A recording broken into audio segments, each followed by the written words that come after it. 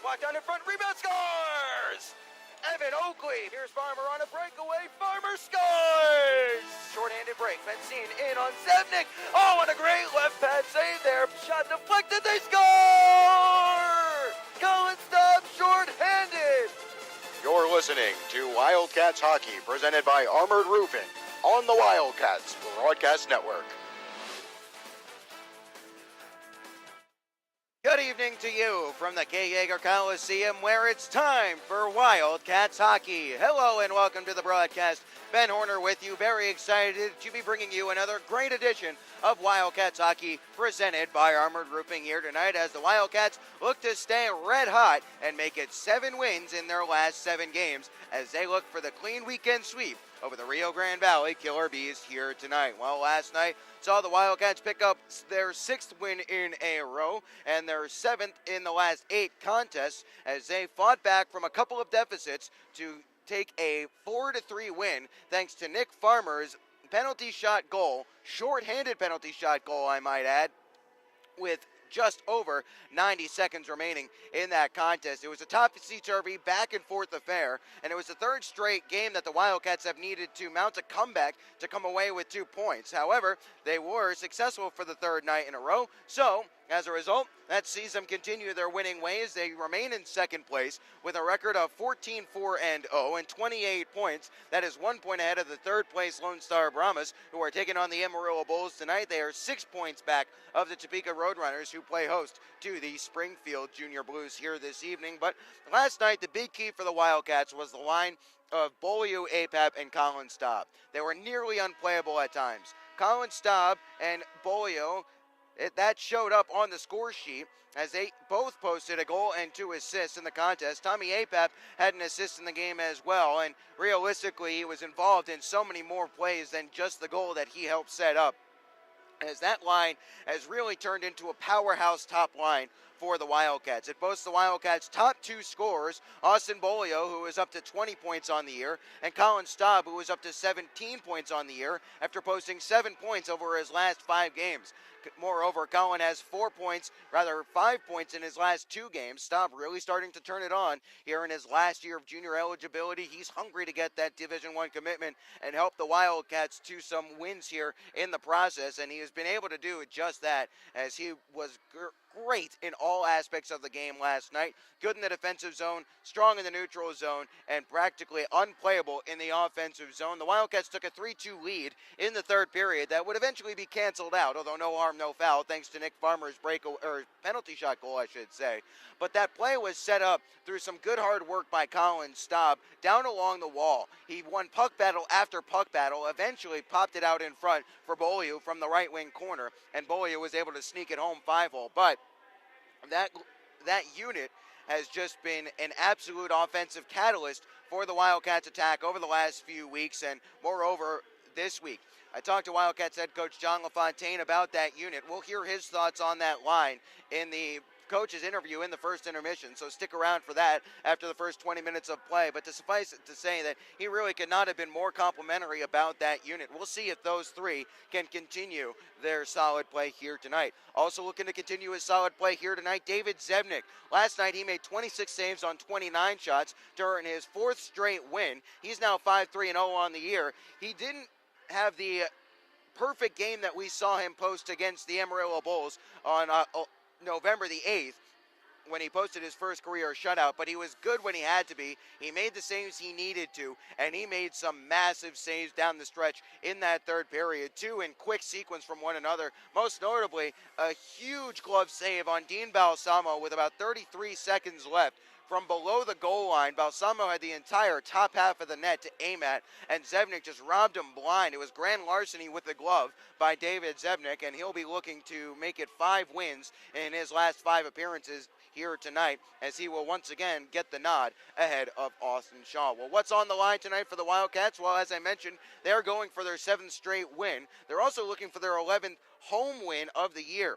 Now keep in mind that the Wildcats only posted 12 wins as the home team last year, They are already looking to be almost even with that. This is a much different team. This is a much different personality of this makeup of guys. And it's really starting to show. The Wildcats boast the best win percentage in the entire North American Hockey League. They don't have the most points. They don't have the most wins. But with all the games in hand that they have been accumulating over the first half of this year, you never know what may or may not happen down the stretch. For the time being, though, suffice it to say, the Wildcats are finding ways to win and to pull games out when it looks like they might not otherwise do so, and that is something that we did not see from this Wildcats squad last year. Let's turn our attention now to the starting lineups. First, for the visiting Rio Grande Valley Killer Bees, we'll start on the left wing. It'll be number 21, Anthony Croston. Croston had a point streak snapped last night. On the year, he has 15 points on 5 goals and 10 assists in 19 games played. Centering him will be Logan Wendling, 5'11", 170 pounds. Wendling stepping in there for Andrew Green, who was a scratch tonight. It's coincidentally Rio Grande Valley going with 11 forwards and 7 defensemen here tonight. So Logan Wendling will be the starting center, 5'11", 170 pounds for Wendling, who has played in 3 games for the Killer Bees since being acquired midseason. He's played in 9 games on the year, as he has posted 3 points on 2 goals and an assist. On the right wing will be Parker Wood, 6 foot, 185 pounds, wearing number 11.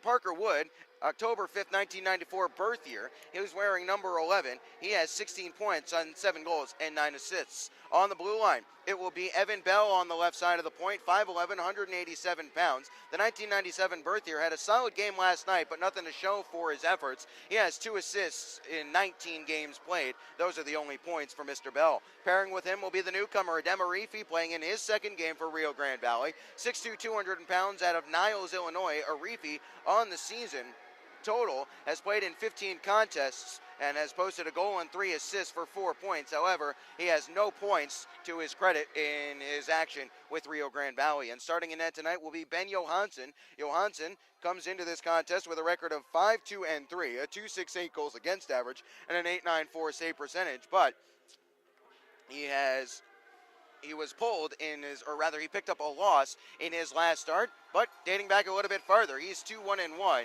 in his last 4 outings. So those are the starting lineups for the Bees. Head coach of Rio Grande Valley is Joe Coombs. Assistant coaches are Brad Lutch and Josh Brown.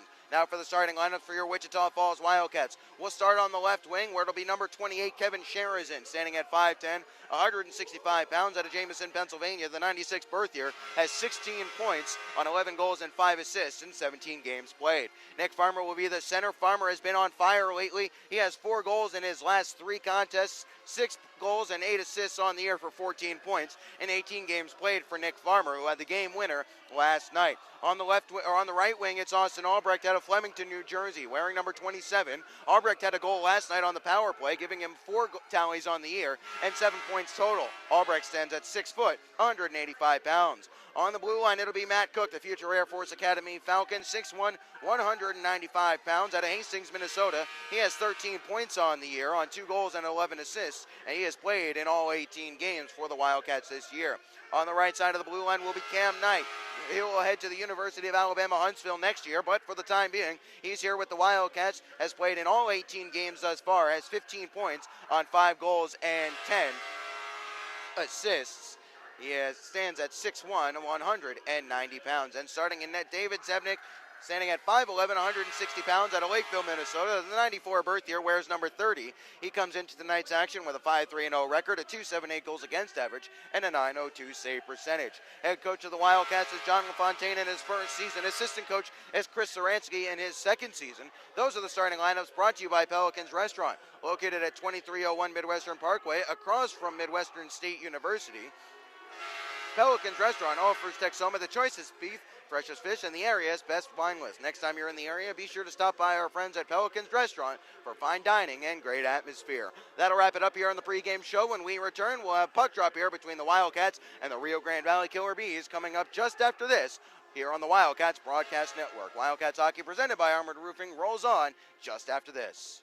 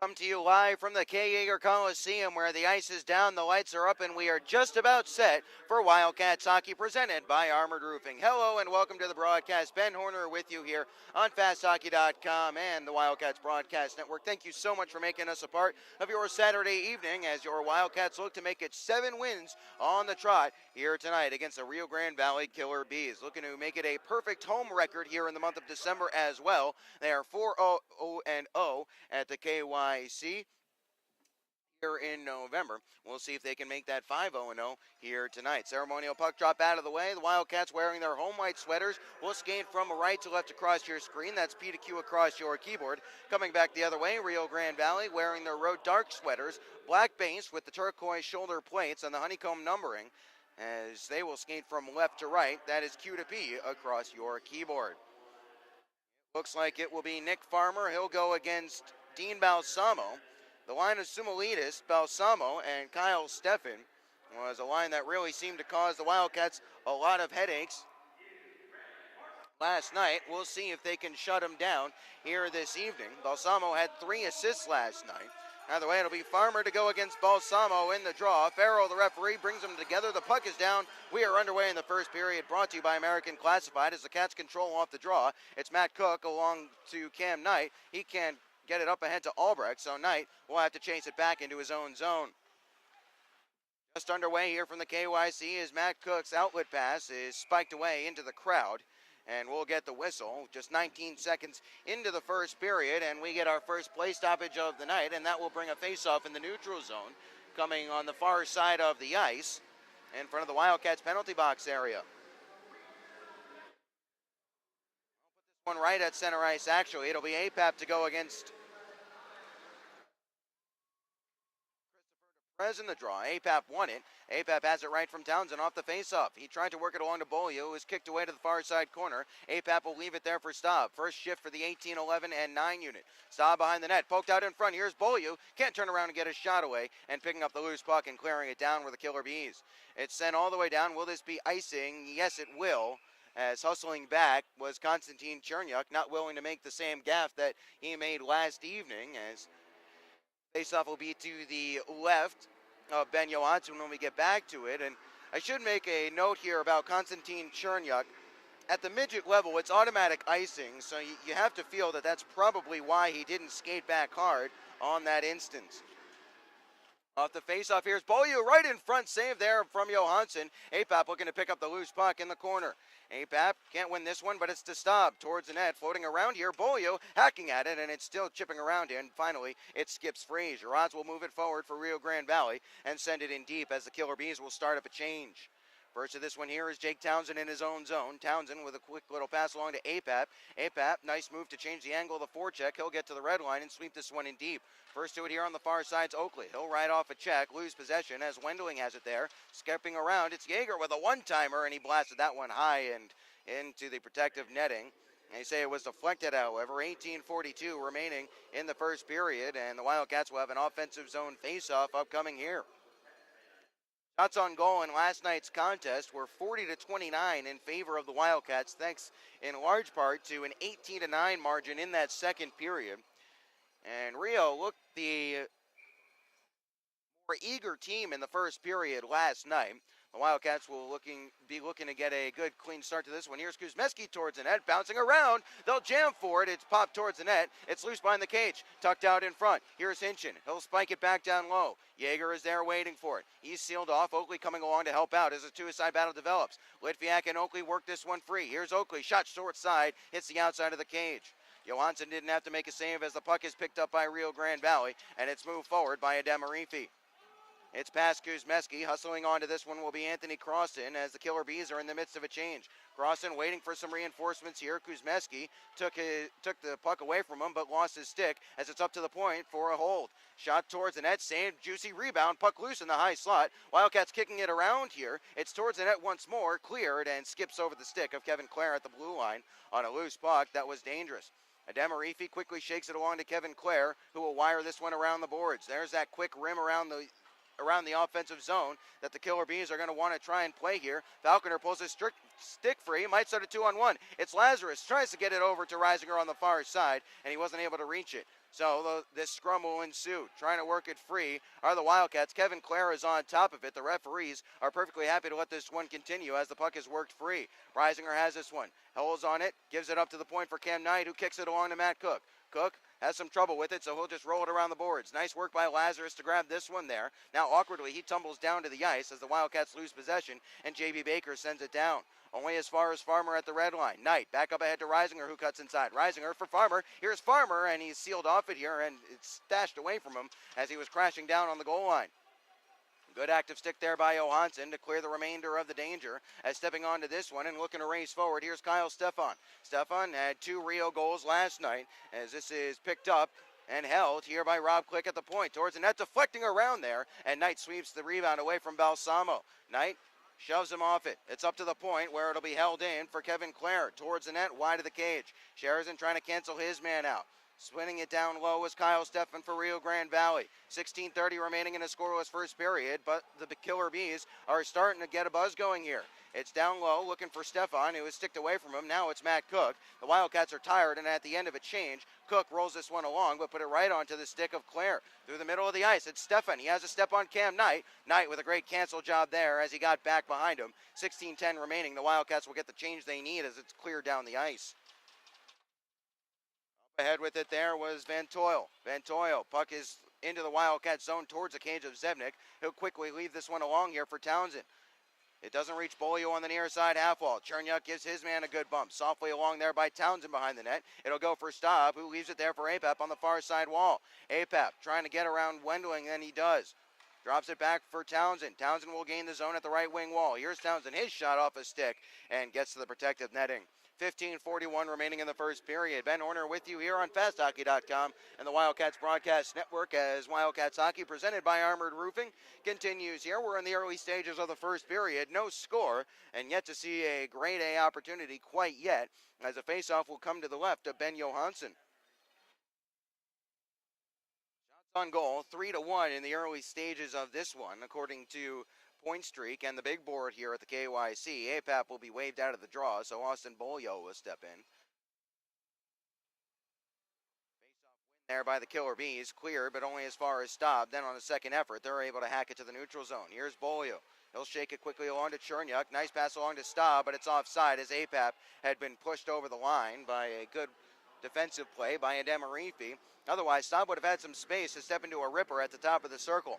15:28 remaining in the first period, and Ben Johansson on the year, 4-2-3 with a .268 goals against average and an .894 save percentage. He played in one of the Killer Bees' 2 games against the Brahmas last weekend. He made 18 saves in a 2-1 loss. As I mentioned in the pregame, he's 2-1-1 in his last 4 starts as APAP gains his own. Nice little stick work here on the far side half wall. Played towards the middle for Staub. His shot from a bad angle blocked. Winning it back, though, was Beaulieu for Staub. Now Staub pressed hard into the corner boards. Cats are in the midst of a change as coming to the bench was APAP for Eric Yeager. Puck is still loose here. Staub can't work it free. And finally bringing it forward, here's Christopher DePrez. Shoots it on the cage of Zebnik. Zebnik doesn't like what he sees coming in front of him, so he'll just cover up as Logan Wendling was swooping in front. 14:58 remaining in the first. The Wildcats will finish up their change, but they'll have to deal with the defensive zone faceoff. Coming to the right of David Zebnik, who is starting for the second straight night here at the KYC. Faceoff is controlled by the Wildcats. Now it's lost behind the cage of Zebnik. Picking it up here is Eric Yeager. Yeager, nice little drop pass through the wickets to find Kuzmeski, who plays it off the far side boards for Oakley. Now it's up to Litviak. Litviak, fan on his pass. Yeager sidesteps a big hit that allows Litviak to gain the zone. Litviak at the goal line, looking to come all the way around in front. Puck is loose there. It's still loose. It was in the back of the net, but the whistle had blown well beforehand. Ben Johansson had lost his helmet. So Farrell had no choice but to blow play dead. 14:37 remaining in the first period. 0-0 here between the Wildcats and the Rio Grande Valley Killer Bees, and seeing a similar start to this game as we saw last night. Bit of a cagey affair to get us going in the early stages of the contest before Kyle Stefan scored on the power play about 13 minutes into this first period. Last night that was. Face off to the right of Johansson here. Still getting himself reset. It'll be Yeager to take the draw. Cook in the shooting hole, trying to pull the trigger quickly if Yeager can win it back to him. Face Off is one off to the near side wall where it's taken by Trevor Abbott, who swings it around the far side boards. Oakley tries to hold the zone. He did. Jaeger swung at it, but it's picked up by Rio Grande Valley, and they'll gain the zone. Hustling after this one is Balsamo. Knight got a piece of it. Balsamo is ridden off there nicely by Knight, as here is Nikita Litviak from Matt Cook. He'll give it along to Cam Knight, who will serve it back to the near side. The Wildcats were starting up a change. This comes up well short of icing with 14 minutes remaining. This sent all the way down wide of the cage. This will go for icing against Rio Grande Valley this time. So the Cats will get another offensive zone faceoff. 14:07 remaining in the first. 0-0 the score between the Wildcats and the Killer Bees. Watch out for the first goal as always. Wildcats 10-1-0 when scoring first. However, they have won their last 3 games after allowing the first goal. Off the face-off, it's behind the net. Lazarus thrown hard down to the ice, trying to work free. Here was Reisinger. It's reversed back there by Rio Grande Valley, as trying to bring it up ahead are the Killer Bees. Knight in his own defensive zone, circles back and turns up ice. He'll give it along to Lazarus, who will hit Falconer in stride. Falconer to the red line, chips it around the boards. This will go all the way down. Wildcats will work on a change here. On the forecheck, that was Reisinger giving his man a good bump, but Rio Grande Valley will start to skate out. Konstantin Chernyuk is under some pressure here. We're going to get a whistle. They're going to call a hand pass, whatever it may be. The Wildcats are going to have to deal with the defensive zone face-off here. 13:38 remaining in the first period, 0-0 score. Reminder to you to stick around in the first intermission. We'll hear from Wildcats head coach Jean LaFontaine. This one is not held at the point. Rio Grande Valley did not come back to the blue line to tag up and kill off the delayed offside, so the linesman will blow it dead. Let's get you tonight's officials. Tim Farrell is the referee, wearing the orange stripes on his arms. Michael Semick and Kyle Rishatel, the same linesman from last night. Off in front of the Wildcats bench area in the neutral ice. One there by Farmer. He'll turn around and stash it quickly along for Townsend, who gets it right up ahead. This is Albrecht working it along, trying to find Sheridan, who couldn't return to Albrecht, as Rio Grande Valley clears it down. Only as far as Chernyuk, who gives it up ahead to Albrecht. Albrecht, his shot, and a pad save there by Johansson. Sheridan on the rebound. He'll play it down into the corner for Albrecht. Albrecht waiting for someone down low. That was Farmer. Up to the blue line where it's Townsend. Now it's Chernyuk. Chernyuk plays it off to the far side wall. Nobody home there for the Wildcats as Evan Bell fans on this one, but Logan Wendling picks it up and gives it back to Bell. Bell back to the near side in Arifi. Bolio fresh from the bench on a turnover. Bolio, his pass through the middle. There was nobody loose. Now it's Albrecht all alone in front. Farmer with it as well. Hauled down to the ice. No call coming. Townsend slap shot deflected in front. Here's Farmer. Bad angle look, and he wasn't able to get it on net as it was blocked by Bell at the goal line. Here is Bolio. He wasn't able to win this one back. Crossan will chip this one off the boards and clear down as Hinchin will hustle after it as the Cats will complete their change and Rio Grande Valley will start theirs. Hinchin play this one up ahead to Colin Staub. Staub circles back behind the cage of Zevnik. Now leads it to Kuzmeski. Kuzmeski under some pressure, but Staub alertly there plays it back to Hinchin, who has some space to work. Played down, deflected towards the cage of Johansson, so no icing here. First of this one are the Wildcats on the far side. It's Apap, now to Kuzmeski at the high point. Kuzmeski takes it off to the far side wall. Kuzmeski holding on it. He spins down low for Staub. Staub now at the goal line. 12 minutes remaining in the scoreless first. Apap in the corner. Nice shake away from the check there, but sealing him off legally was Jack Weiss. As now, hustling ahead, here's Dean Balsamo. Balsamo goes down. No penalty upcoming here. The referee was a good 100 feet behind the play as Apap gains his own. He stood up a bit. Staub has it, gets around Balsamo. Here's Staub. Hooks it back for Apap, and he couldn't pull the trigger on a good alert stick there from Trevor Abbott, who knifed it away. Chipped in there as gaining the red line were the Killer Bees. 11:35 remaining in the first period. 0-0 the score here as Oakley plays in his own zone.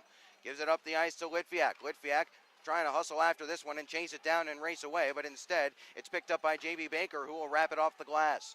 Cam Knight the first to it here. Tries to spike it back for his D partner Cook. Instead, it's caroming around there, and this will be held by Rob Click and spiked back down low. Cook the first to this one. He'll softly ladle it along the boards for Oakley, who will send this one ahead. It'll be a foot race here. Can Litviak beat the icing? He does just enough to negate it. Kevin Clare back there. Litviak ties him up. Adamarifi first to this one for Rio Grande Valley. Cleared, not all the way down. Stepping onto it, here's Anthony Crossan. He'll gain the zone down the middle. His shot blocker saved by Zevnik and pops up into the air and out of play.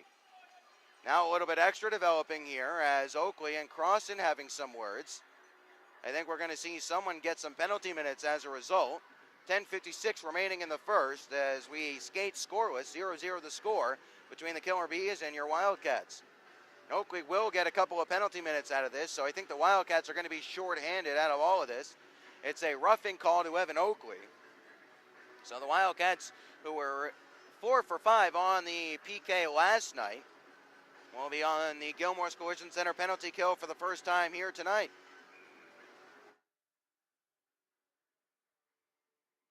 Penalty kill sits at 9th in the league, 60 of 70. That's 85.7% for the Wildcats. Off the face-off, one back to the point. Here's Jack Weiss at the right side. Now back to the wall for Croston. Croston looks to spin down the wall and does so. Gives to the corner where it's intercepted by Cook, pulling it away here where the Killer Bees. Croston once more on his backhand, centers it in front as this one is sent wide to the cage. Zevnik was alert to it there as behind the net here's Croston. Spiking it away was Matt Cook. Rolls around the lip of the boards. Wildcats trying to clear here, and Knight will do so. It's gloved down by Farmer, shorthanded. Farmer will gain the zone. Falconer getting towards the net. Shot blocked there off the leg of Weiss as Falconer tries to stash this one back up to Farmer and kill off some more time. Instead, it's picked up by Weiss. 1:20 remaining in the Bees' power play as they'll gain the zone. Weiss chips this one behind the cage. First to it here is Townsend. He's bumped off it here. As coming along was Zumalitis. Zumalitis, he'll get it back on the near side half wall. Knight takes it away from him and clears it down. 10 minutes remaining in the first period. 0-0 the score. Rio on a power play, gaining the zone. Trying to get a shot away is Stefan. Bad angle look off a leg. He was trying to center that one out in front. Popped high up into the air. Went off to the far side where the Bees will hold. Here is Balsamo, one-timer wide of the cage. Zevnik a little late getting over there, but he might have had it covered anyway. Up to the point once more where it's Abbott. Now Bell has it, top of the circle, back to Abbott. Down low, here's Balsamo. Balsamo couldn't pull the trigger after he tried to toe drag around Kuzmeski, and Kuzmeski will just send this one softly all the way down. 33 seconds remaining in the Wildcats penalty kill. Almost turned over there by the Killer Bees in their own zone as they're on the man advantage. But on a second look, Stefan will settle at the red line and ladle this one in, but it goes into the Wildcats bench area. Zone will get a neutralized faceoff coming, 9:17 remaining in the first. Wildcats are shorthanded on the Gilmore's Collision Center penalty kill after a roughing minor to Evan Oakley at 9:04 of the period. There's another 21 seconds remaining on that minor as the Wildcats are looking to make it a solid start to the penalty kill here in this one, as this is Litvack. Has some trouble with it. Now back towards the cage of Zevnik. He'll spin it around the glass as it squirts free into the neutral zone for Yeager. Litviak motoring forward short-handed. He'll gain the zone. He gets around one man, puts on the brakes. Yeager comes along, left it behind here as the Wildcats have to recover. Racing ahead, here's Rio Grande Valley. Stepping free, it's Connor Wood. Here's Weiss with a one-timer, and a bouncing puck is sent up into the protective netting. Oakley is out of the box. We are back to 5-on-5 hockey here, as right away, Litviak getting a little chirpy there with, looks like that was Connor Wood, and another skater down there. Either way, we're back to 5-on-5 as we hit our media timeout here. 8:52 remaining in the first period with the Wildcats and Killer Bees scoreless 0-0. Shots on goal in this period, 5-3 in favor of the Cats, and a couple of okay opportunities from Rio Grande Valley that went wide on that power play, but no shots on goal to speak of for the Killer Bees. Zevnik didn't really have to make a save in that one. Solid kill for the Wildcats there. They kept Rio Grande Valley to the perimeter. They were hungry for the puck, and they'll get off to a better start on the PK tonight than they did last evening when they gave up a goal and their second penalty kill of the contest. Get back to play here. We'll have a face-off in the neutral zone just in front of the Wildcats bench area with 8:52 remaining in a scoreless first period. Oh, check that. They'll put the face-off in the Wildcats defensive zone. I thought it was off a Killer Bees skater that cleared it into the bench. The linesman Rishatel said no, so the face-off to the left of Zevnik in the defensive zone. False start on the draw here as Logan Wendling is going to be washed out. Wendling, a native of Fairbanks, Alaska, could not be farther from home and still playing in the North American Hockey League. Fairbanks to the Mexican border. How about that? As winning it forward are the Wildcats. Albrecht will look to skate forward as Sherazin stays on side. Albrecht with a nice little move now. Plays it towards the middle. Sherazin wasn't able to reach it once. Sent in front. Here's Farmer's shot and a save by Johansson. He'll get the whistle. Farmer was the trailer skating into the slot, uncontested, ghosted into the offensive zone, but Johansson was quick out of his crease to cut down the angle and negate the opportunity. 8:36 remaining in the first. Face-off coming to the right of Johansson. Big Swede in his first year with the Killer Bees. Farmer will take the draw here. It's played towards the corner. Abbott the first to it here for Rio Grande Valley. Picking it up on the far side and playing it through the middle. Here's Stefan with a breakaway. Stefan shot saved there by Zevnik as Chernyuk had a good solid back check. It squirts loose. Albrecht pitchforks it forward. Sherrison gloves it down. Now it could be a 2-on-1. Here's Sherrison back towards the middle looking for Farmer. Hauled down from behind. No call upcoming here as he was canceled out cleanly. Farmer couldn't reach this loose puck on the far side. Getting involved was Albrecht as that forces the puck back down towards the corner. Trevor Abbott the first to it here. Up to Stefan. Stefan had 2 goals last night. Just had a breakaway attempt. Tries to get around Chernyuk. He does. Here's Stefan. Fan on a bad angle look. Chernyuk sweeps it to the far side. First to it here is Anthony Croston. Croston in the corner with it. Waiting for some reinforcements. Wendling will take it from him here as Falconer ties up Wendling. Wendling gets it back. Spun down low. First of this one here will be Alex Falconer, who will reverse back along for Austin Hinchin, who gives it softly ahead for Lazarus. Spun blindly into the neutral zone there. It was intercepted by Parker Wood, as coming out of his cage to leave it there was Zevnik. Hinchin off the far side wall. Reisinger will hit Kuzmeski in stride as Lazarus has it and gains a zone. Lazarus hit hard into the wall. No call upcoming here as he's back to his feet. As this is skied all the way down the ice. Will it go for icing? Yes, it will, as it trickled towards the blue paint, but didn't cross through any of it. 7:17 remaining in the first period, and the Wildcats will get an offensive zone faceoff.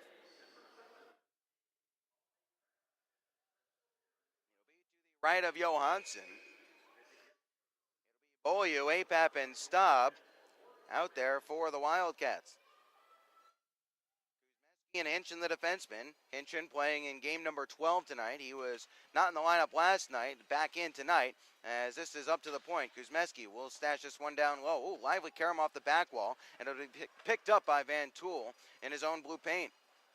Headman pass, getting a stick to it here was Crossan. That negates the icing. He'll race after this. Zevnik races out of his cage, wins that race, and gives it along to Kuzmeski. Kuzmeski rags, gives back to Hinchin. Hinchin up ahead to Staub, and Staub will change the angle. Staub looking to come through the middle now. Staub finds a window, gains a zone. Here's Colin Staub, still on his backhand. Force wide. Still on the puck is Colin Staub. Dumped down. Here's Apap in front. Turnaround effort save. Beaulieu pokes at it, and Johansson was able to easily make the save. 6:40 remaining in the first period. Score still remains 0-0 here at the KYC. A good pace of this first period. Up and down the ice we go. However, no score just yet, as Beaulieu had a decent look in front there, but he was always going to be too close to really get any sort of venom on that shot and get it by Johansson. That goal was not too dissimilar, or that attempt was not too dissimilar from a chance that he converted in last night's contest. Cleared up ahead for Rio Grande Valley, but it skips away to be taken by Knight, who gives it along to Matt Cook. Cook delays, gives back along to Knight, and Knight will give back along to Cook. Cook to the red line. He'll wire it around the boards. To the far side it goes. First to it here are the Cats. Litviak in front looking for Oakley, and a good active stick there prevented the chance. Through the middle of the ice, here's Stefan. Tries to get around Matt Cook, now plays to the back door. Here's Abbott, top of the circle, shot easily knocked aside there by Zevnik to the corner. Stefan swung back to the near side. Now it's Balsamo, back towards the middle, settling it down there out of midair was Stefan, but it was picked up by Litviak, who will chip it forward. Oakley couldn't get there ahead of Jack Weiss, who knifed it nicely out of midair, but Cam Knight gains his own. Here is Knight, looking to drop there for Litviak. Litviak, his shot bouncing around, puck is loose there. This will be held in nicely by Townsend on a one-hand effort to swat it out of the cage, or out of midair towards the cage. Here's Sharazin now in the corner as Farmer comes off from the bench to get involved. Here's Sharazin. Now it's Chernyuk. Back door. Albrecht, he couldn't pull the trigger. He had a lot of room to shoot. Albrecht behind the net with it. Albrecht looking to go up to the point. Flubbed it, but he'll get it back. Finds Chernyuk middle of the blue line. Back to Townsend now. Townsend holds on it. Back to Chernyuk. Chernyuk towards the middle. Deflects wide. Sharazin tries to swat it towards the cage after a lively bounce off the back wall. Wired around the kick plate. Holding it in was Townsend. Down low. Here is Albrecht. Albrecht shot towards the middle, and it skitters just wide on a deflection. Sharazin once more. Here's Chernyuk towards the net, bouncing around there. Didn't get all the way through, as this will be cleared down, but held nicely by the Wildcats as Chernyuk punched it out of midair. Albrecht, top of the circle. Still, his shot saved and knocked aside by Johansson. Townsend at the blue line in the last 5 minutes. Towards the net, deflects and goes wide off the stick of Farmer. Weiss wires it around the boards. First of this one here are the Killer Bees, as this is sent out of play off the stick of Rio Grande Valley in the form of Dallas Sherrods. 4:43 remaining in the first period. That was a good extended shift in the offensive zone for the Wildcats there, as they weren't able to get any true grade A looks on net. Aside from a deflected effort from the hash marks, from between the hash marks, I should say. 4:43 remaining in the scoreless first period, as the faceoff will be to the left of Johansson. Off the faceoff, it's Trevor Abbott playing it off to the far side wall. Hinchin behind the cage for Staub, who can't hook it out in front for Beaulieu. In the near side corner, Apap retrieves. Left it there, pokes at it, Apap and Beaulieu jam for it, and Johansson makes a save. That one was rolling up and over the right leg pad of Johansson before he got that big catching glove on it. 4:30 remaining in the first period. Wildcats starting to find their feet in the offensive zone in a 0-0 contest here at the KYC. Last home game of the month for the Wildcats, looking to go out on a high note here at the KYC. Off to the right of Johansson, as it will be Apap to take the draw with Cook in the shooting hole. Bouncing puck on the face-off. To the near side it comes. On the half wall, it's picked up by Staub. Here's Staub in front. Apap, he had his stick tied up at the top of the crease. Down low, penalty upcoming here, and it's going to be against the Killer Bees, as it looks like it'll be a cross-checking call going against Mason Van Tool. So the Wildcats will head to their first power play attempt of the evening. They have a power play goal in 7 straight games through the Wildcats. 4:21 remaining in the first. They'll be on the man advantage for the first time tonight.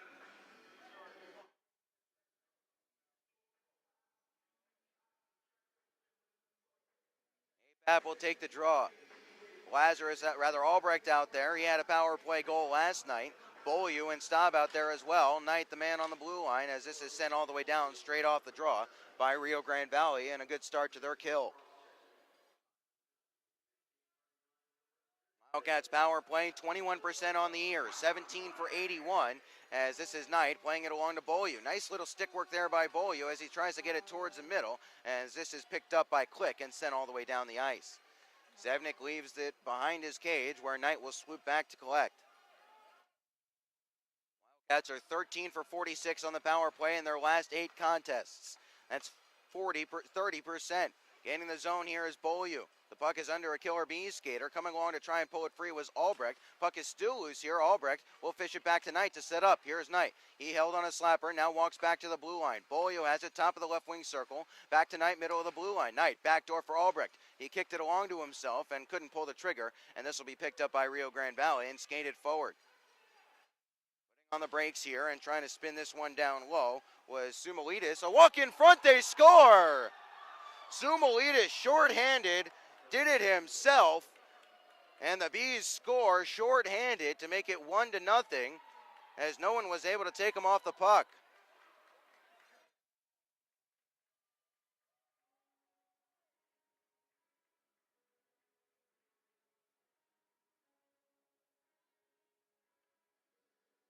Solid individual effort there by Sumulidis, and the Wildcats trail for the first time tonight, and they trail for the 3rd time in 3 games.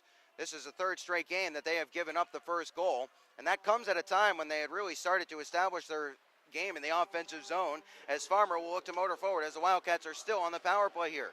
Farmer wasn't able to continue on with that one, as on the far side, it's Litviak stashing it up to the point in Matt Cook. 33 seconds remaining on the power play. Cook towards the net, deflects just wide of the cage, as this is behind the net. Sharazin, strong on his skates, gives it to Farmer. It skipped over his blade. Litviak hustling over there to meet Crossan and keep play alive.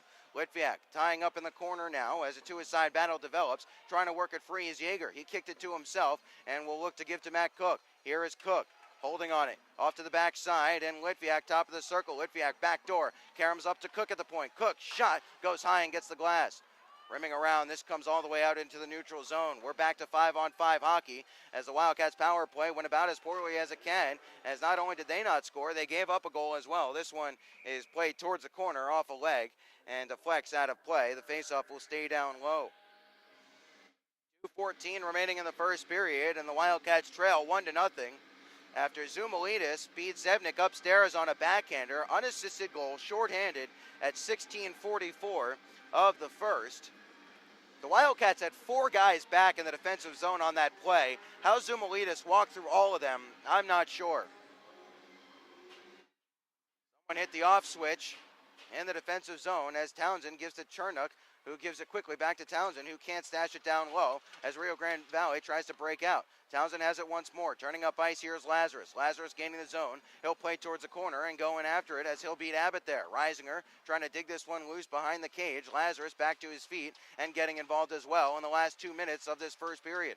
Reisinger in the corner, swept along the boards to Townsend at the point. Townsend settles. Chernyuk now, left side towards the net, kicking around there, and it goes just wide of the cage as Balsamo will be the first of this one. He sent it all the way down. It'll come up short of icing. Chernyuk has to get back there ahead of Stefan, and does, but Stefan fighting through the check to keep this one tied up. Stefan somehow beats him, fed in front, crossed and shot, saved point blank by Zevnik. Cleared, held in by Clare, slap shot blocked in front, off the skate of Wendling in front of the net, as this is Croston on the far side half wall, stepping free. Here's Croston, Stefan going towards the net, and the puck just skittered away from his blade. Lazarus hacks at this one, only as far as Clare at the point, deflected wide. In the last minute 7 of this first period, Lazarus softly ahead to Reisinger, who skates 1-on-2 and plays this softly in to come to the bench for a change. Last minute of play in the first period, brought to you by La Quinta Inns and Suites. Is played in deep here. Zevnik will leave this one as Kuzmeski goes back to collect. Kuzmeski, Apap, Staub, and Bolio are out there for the Wildcats. Staub has this one roll off his left skate. It's picked up by Adem Arifi in his own defensive zone. Arifi softly back to Abbott near side. Abbott will look to go up the ice with it. Kuzmeski steps in the way, plays it softly ahead, looking for Staub as this is caroming around at the blue line. Apap can't hold his own. 30 seconds remaining in this first period as Balsamo has this at the red line. Tries to chip softly in. Kuzmeski rolls this up the boards. Bolio can't win that puck free. Now Apap comes along to help out. To-a-side battle is won by Rio Grande Valley as this is flown into the zone. Hinchin back there.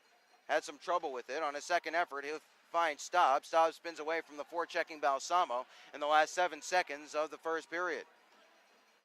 Kuzmeski back behind the cage of Zevnik, and he'll just let play expire as the Wildcats will head to the intermission, trailing 1-0 on a goal out of nothing. After they were on the power play, Stathis Zoumalidis scored shorthanded on the backhand, unassisted after he walked into the offensive zone. There were 4 Wildcats around him, but none of them were able to take the puck off him, and his backhand effort beat Zevnik upstairs. Shots on goal, 11-5 in the period for the Wildcats, but they trail where it matters, 1-0 Bees after 1 period of play. We'll step aside and come back with the intermission report just after this here on FastHockey.com and the Wildcats Broadcast Network. You're listening to Fast Hockey. You're listening to Wildcats Hockey, presented by Armored Roofing.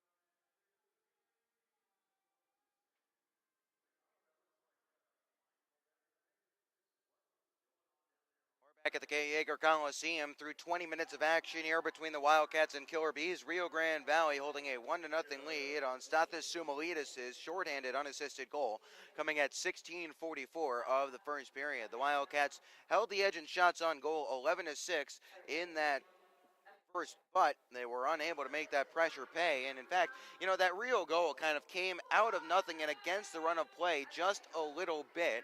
The Wildcats obviously on the power play, and they had really started to establish a good cycle game in the offensive zone. However, Sumalides skated the puck out of his own defensive zone and somehow, some way, skated through four different Wildcats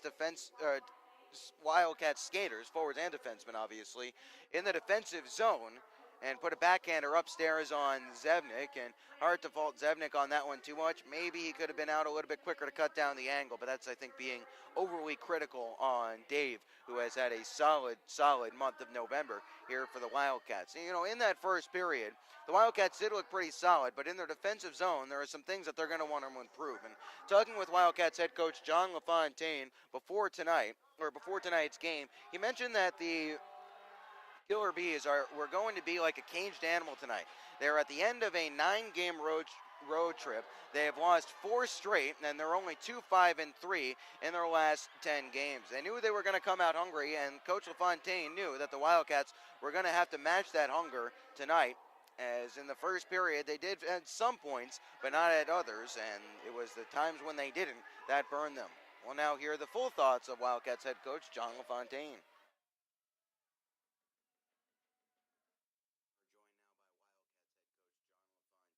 Wildcats look to make it 7 straight wins tonight when they take on the Rio Grande Valley Killer Bees. It was anything but straightforward last night, John.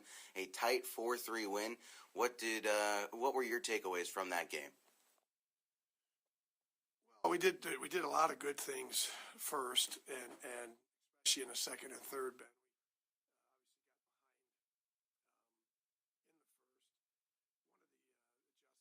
first. One of the adjustments we're going to have to make is their offensive zone faceoffs. They kind of threw a loop at us, something that we didn't see on film, and they had success at it where they win the puck straight to their D in the middle of the ice, and that's rare. Most of the time, you try to win it to your D because it's a little more safe to win it to your D on the wall, but they won about 5 or 6 in a row. I don't think our centers were focused on that, and I didn't make an adjustment. That's my fault during the game, but they capitalized with 2 goals that way. They got 2 face-off goals, winning that puck, and one was a shot, one was a breakdown where we didn't pick our man up.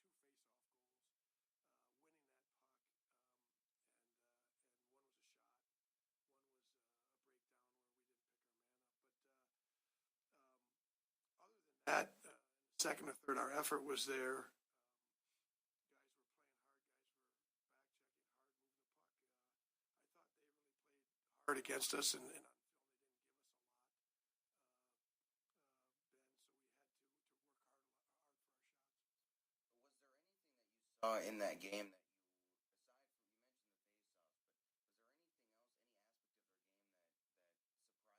you mentioned the face-offs, but was there anything else, any aspect of their game that surprised you a little bit in that game? Their PK force gave us a little bit of trouble. We had trouble being able to carry the puck into the zone, and we talked about the adjustments we're going to make for tonight. Other than that, they I thought their points were strong. I thought they on film they wrapped the puck a lot, and they wrapped it early in the first, and then after that they were reversing it and going back to their D and trying to make plays. So when they did that, they made it tougher on us to create turnovers. Let's talk about this line of Bolio, APAP, and Staub last night. Bolio and Staub with a goal and 2 assists apiece. APAP had a very strong game as well. At times, that line was practically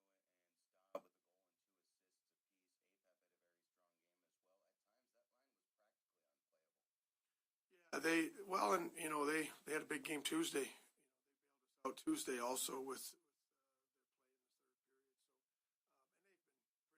their play in the third period. So and they've been pretty strong all year, and we're looking for consistency with the other lines,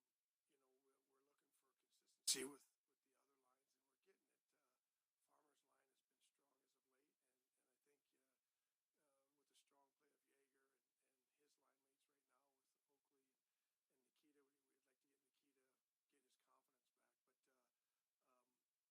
strong as of late, and I think with the strong play of Yeager and his line mates right now with Oakley and Nikita, we'd like to get Nikita, get his confidence back. But we have the potential to have 4 lines like that and play with that type of tenacity down low and not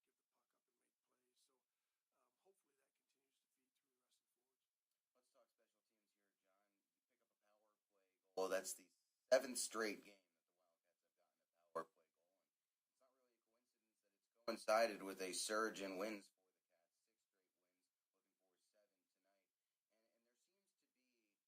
And there seems to be a certain play that the Wildcats have really been liking. And it starts with Cam Knight and Austin Beaulieu on the left side.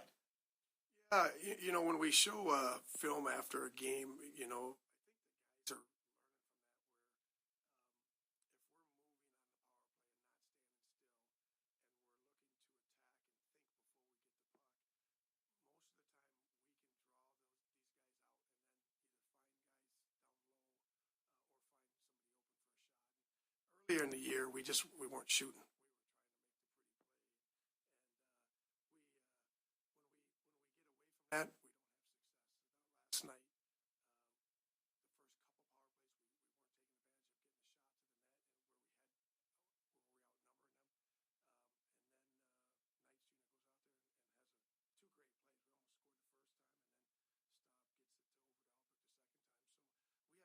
So we have three power play units. I think that's kind of rare.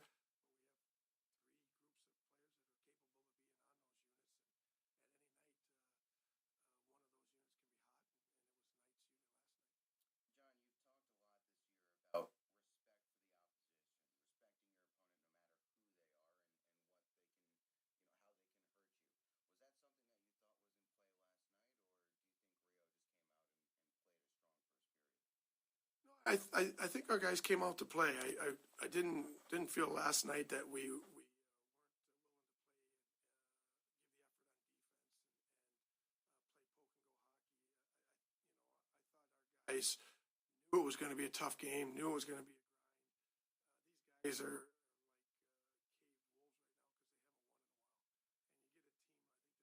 in a while. And you get a team, I think they're on a 4 or 5 game losing streak. They're going to come out tonight and be even more fierce because you don't want to be on that. You're working hard to get off of it, and you're going to do anything you can to get that win. You get hungry, and so we're going to have the same effort tonight even more because they'll be even hungrier tonight. But I thought our guys played well last night, and we're ready. I didn't feel like we didn't respect them. I thought we respected them, and we're ready for them. One final note on the goaltending: David Zevnik gets the win last night. 26 saves on 29 shots. None bigger than that big glove save he made with about 30 seconds left on Dean Balsamo, robbing him point blank down low at the goal line. And John, as Zevnik is in net here tonight, he's won his last 4 games now that he's played in. What have you seen from David that has kind of keyed this recent resurgence for him? Well, for David, it started in practice, getting his compete level up. And David's such a good kid and hardworking kid, but I don't think he realized it. And Chris has really worked really strong with both Austin and David in a lot of we're just doing a lot of goalie sessions to get them to understand that sometimes you think you're competing and you're working hard, and compete for a goalie can come in many aspects. Some of it is pushing out and getting out farther to take away shots, and especially in desperation situations. And even you take that first goal that scored off the faceoff last night. I'm not going to blame that on David. He was out. He was out covering an angle, and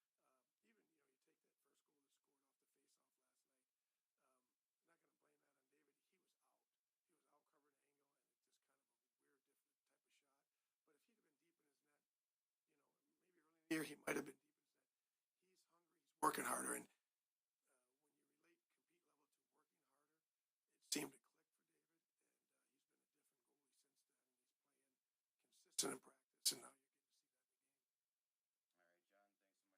practice, and now you're getting to see that in the game. All right, John, thanks so much for your time, and good luck tonight. Thanks, Ben. You heard Coach LaFontaine mention it. Worried about the Rio Grande Valley Killer Bees coming out and being hungry, being very hungry for a win tonight. They've lost 4 in a row dating back to last weekend. In addition to that, they have lost plenty of one-goal games over the last few weeks as they lead by a solitary marker here in this contest. Wildcats, when trailing after 1, are 4-2-0, but they did win last night in this same situation. They were trailing 2-1 entering the second period. So we'll see what the middle frame has in store tonight. Last night in the middle frame, the Wildcats outshot the Killer Bees 18-9 and would tie the game up on Colin Staub's 5th goal of the year. So we'll see if they're able to get that done as well in this second period. As right now, we'll take a look at what else is going on around the North American Hockey Leagues on the Jerry Sporting Goods out-of-town scoreboard, and we'll start in Flint, Michigan, where the Warriors are hosting the Cooley Region Chill, second of two games between those two teams. Last night, it was Cooley Region posting a 5-4 win. The Chill are now 5-0-2 in their last 7 games, and they hold a 1-0 lead as they're about halfway through the first period there. In the Upper Peninsula in Sault Ste. Marie, it is 2-1 Tomahawks leading over the Eagles. They're just underway in the third period in that one. The first of 2 games, a Saturday and Sunday set for this one. Johnstown just they're 1 game over 500, but they are still sitting in last place in the North Division, although they have played noticeably fewer games than everyone else in the North Division. In Janesville, it is 0-0 between the Ice Miners and the Jets through 20 minutes of action.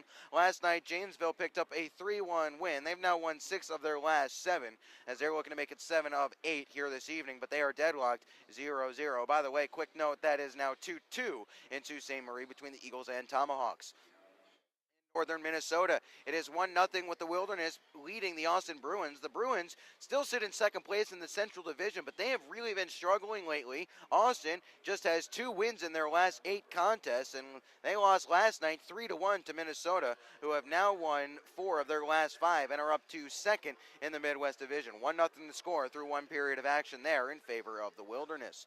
In Aberdeen, it is 1-1 between the Wings and the Blizzard. Last night, Brookings posted a big 5-0 win over the Wings. 16-year-old Ryan Kubich earned his first career shutout in his first career start, and that was just the 4th home win of the year for the Blizzard last night. They desperately needed that one, and they got it in a big way. 5-0 last night, 1-1 the score through 20 minutes of action this evening. In Minot, it is 0-0 between the Minotauros and the Bismarck Bobcats. They are just underway in the first period there, about 6 minutes gone in that one. Minot rolled to a 7-0 win last night behind goals from 7 different players and a shutout from Tanner Holmes, as they are back in first place in the Central Division with that W.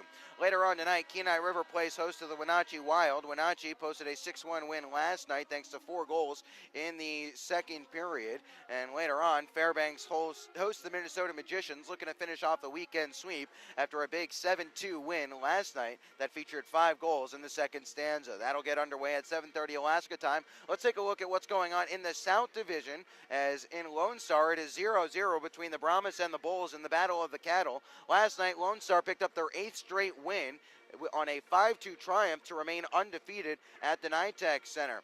In Corpus Christi, it is 2-0 with the Ice Rays leading the Odessa Jackalopes through 20 minutes of action.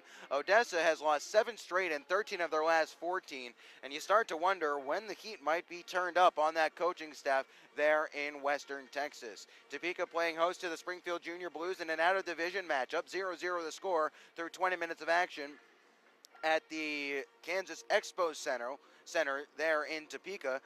The Roadrunners broke a 4-game losing streak last night with a convincing win. Their 6-point lead in the South Division. That was a 4-0 win for Topeka in that contest. By the way, that was their first home game after a 10-game road swing. It had been 6 weeks almost since they had last played at the Landon Arena at the Kansas Expo Center. That wraps up the Jerry Sporting Goods out-of-town scoreboard, as that will wrap up the intermission report here from the KYC. We'll step aside and come back. When we do, we'll have the second period of action between the Wildcats and Killer Bees here from the KYC. Don't go anywhere. Wildcats hockey presented by Armored Roofing. We'll be back just after this on FastHockey.com and the Wildcats Broadcast Network.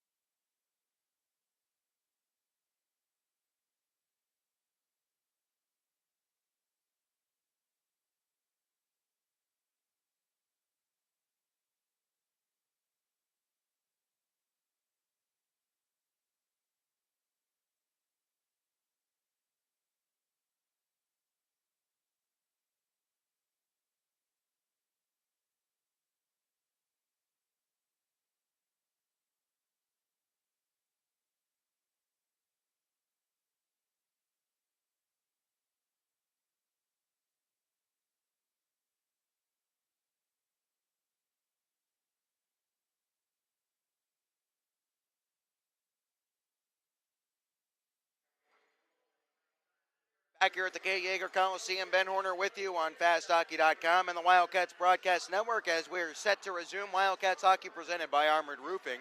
In the second period of action, Wildcats trailing 1-0 here. No carryover power plays or penalties to speak of from that first frame as the Wildcats will look to even this one up with an early goal in this second stanza. In the cage to my right is Ben Johansson as Rio Grande Valley skates from right to left across your screen. Countering the other way, obviously, are David Zebnik and the Wildcats. Zebnik in the cage to my left as the Wildcats skate from Q to P across your keyboard if you're joining us on the audio stream. It'll be Sherzin, Farmer, and Albrecht to start out there for the forwards for the Wildcats, along with Townsend and Chernyuk.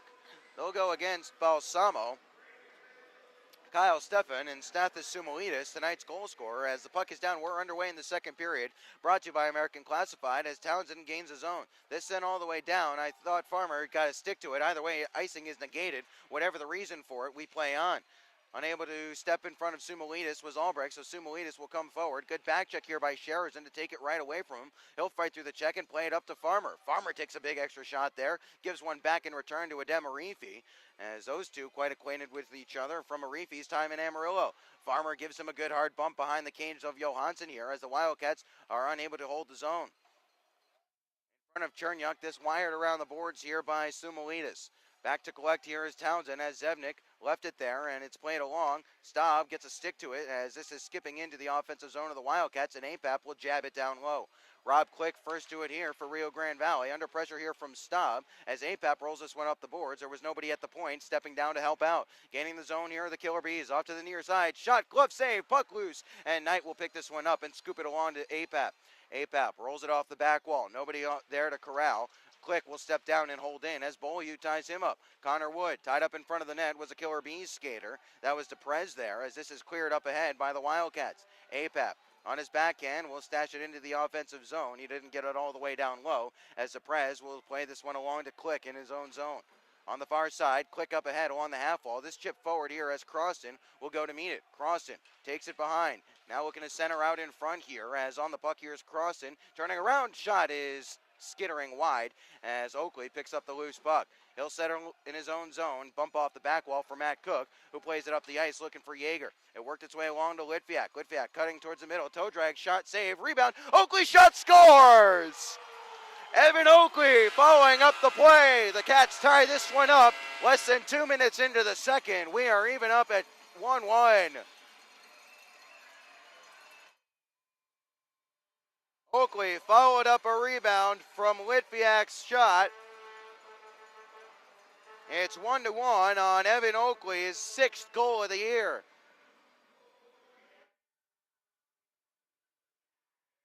We'll see if they give Yeager an assist on that one as he had touched that along into the pass of Litviak. Litviak had a little toe drag there. His soft shot was kicked into a juicy area by Johansson, and the Wildcats got exactly what they needed, a goal quickly in this second period to get us back to level pegging. Kosmeski softly up the wall. Reisinger can't win this one. Poking at it here, but unable to clear. They score! Sent towards the net by Claire. It was tipped in front by Bennett. The Wildcats weren't able to clear, and they trail immediately again.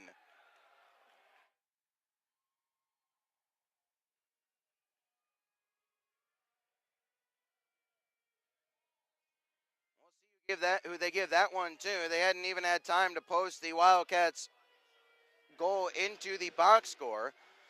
So, after tying it up, they immediately give the goal back. So the Bees lead 2-1 after the Wildcats had it in their zone, but they weren't able to clear. No one was out to hustle and close down Claire. It was Reisinger on the near side half wall, but it was playing too hard for him to corral. Here's Albrecht gaining the zone. He'll put on the brakes at the half wall, playing it for a trailer off to the far side. Sherzin couldn't reach this one as Chernyuk will grab it in the neutral zone and stash it back to Townsend. Townsend through the middle of the ice. Here's Farmer. Toe drag for Farmer. Backhander save. Rebound is loose and Johansson covers and holds. 17-34. Nick Farmer with a couple of great moves there, inside out and the other way, as Johansson was equal to the task on the first effort and the rebound. 17-34 remaining in the second. The Wildcats trailing 2-1. Evan Oakley had tied things up at 1-1 just into with A minute 50 played in this second period. Nikita Litviak picks up the assist. For Nikita, that is his first point in the last 6 and now almost 7 games. But immediately after, Kevin Clare scored to make it 2-1. Behind the net, Farmer with it. Penalty upcoming here, and it's going to be against the Killer Bees. Behind the net here is Farmer, but it's touched up by Bennett, and we'll get the whistle.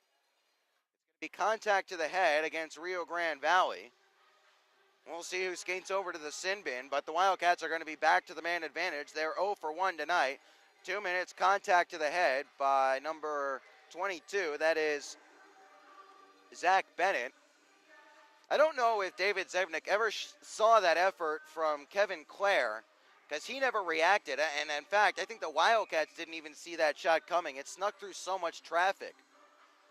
That said, I'm sure that's one he'll want back, as I think that skittered 5-0 on him. Either way, Cats at the power play, as Lazarus can't win the draw, and right away the Bees will spike it the length of the ice.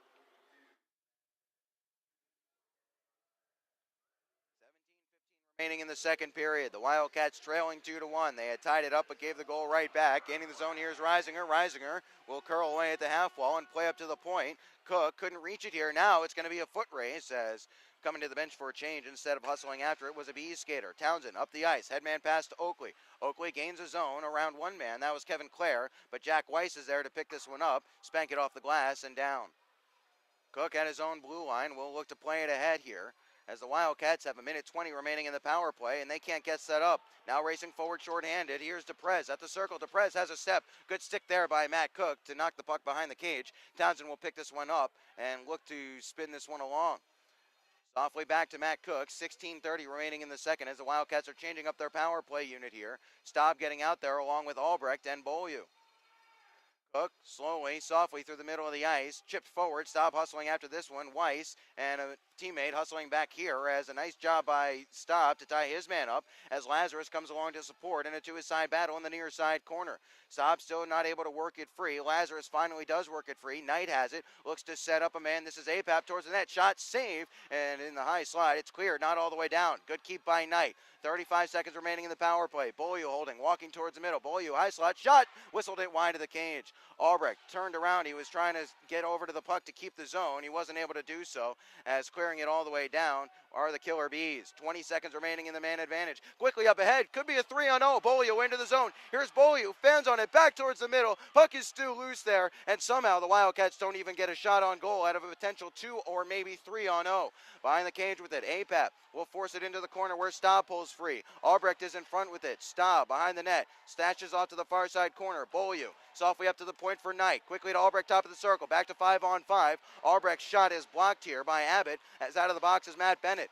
Another Zach Bennett, beg pardon. Staub tied up in the near side corner. Apap comes along to support. Staub steps free. Here's Beaulieu's shot. Save there. He wasn't able to get all of that one, as the lefty shot had a half-speed attempt. Saved there by Johansson, as hustling back to corral in his own zone is Cam Knight. 15 minutes remaining in this period. Turned over by Knight. Now it's Connor Wood in all alone in the zone. Wood sent it wide of the cage on a backhand effort. Zevnik was down in the butterfly, but he couldn't get it over the outstretched right pad on his backhand attempt. Falconer hustles this one ahead. Dipsy doodles his way past Weiss and sends this one in deep. First to it is a Demarifi. Off to the far side wall, where Connor Wood rolls it along to be picked up by Girards. Girards onside play off to Balsamo. Towards the front of the net. Easily sticked away there by Kuzmeski. Tucked out in front, and Wood whiffed on it. Puck is loose. It's punched away, and Zevnik covers. Losing sight of the puck was Farrell, the referee, and we'll get a whistle. 14:26 remaining in the second period. The Wildcats trailing 2-1. Evan Oakley's 5th goal of the year had tied this one up at 1-1 before the Killer Bees came back and scored to make it 2-1 about 10 seconds later.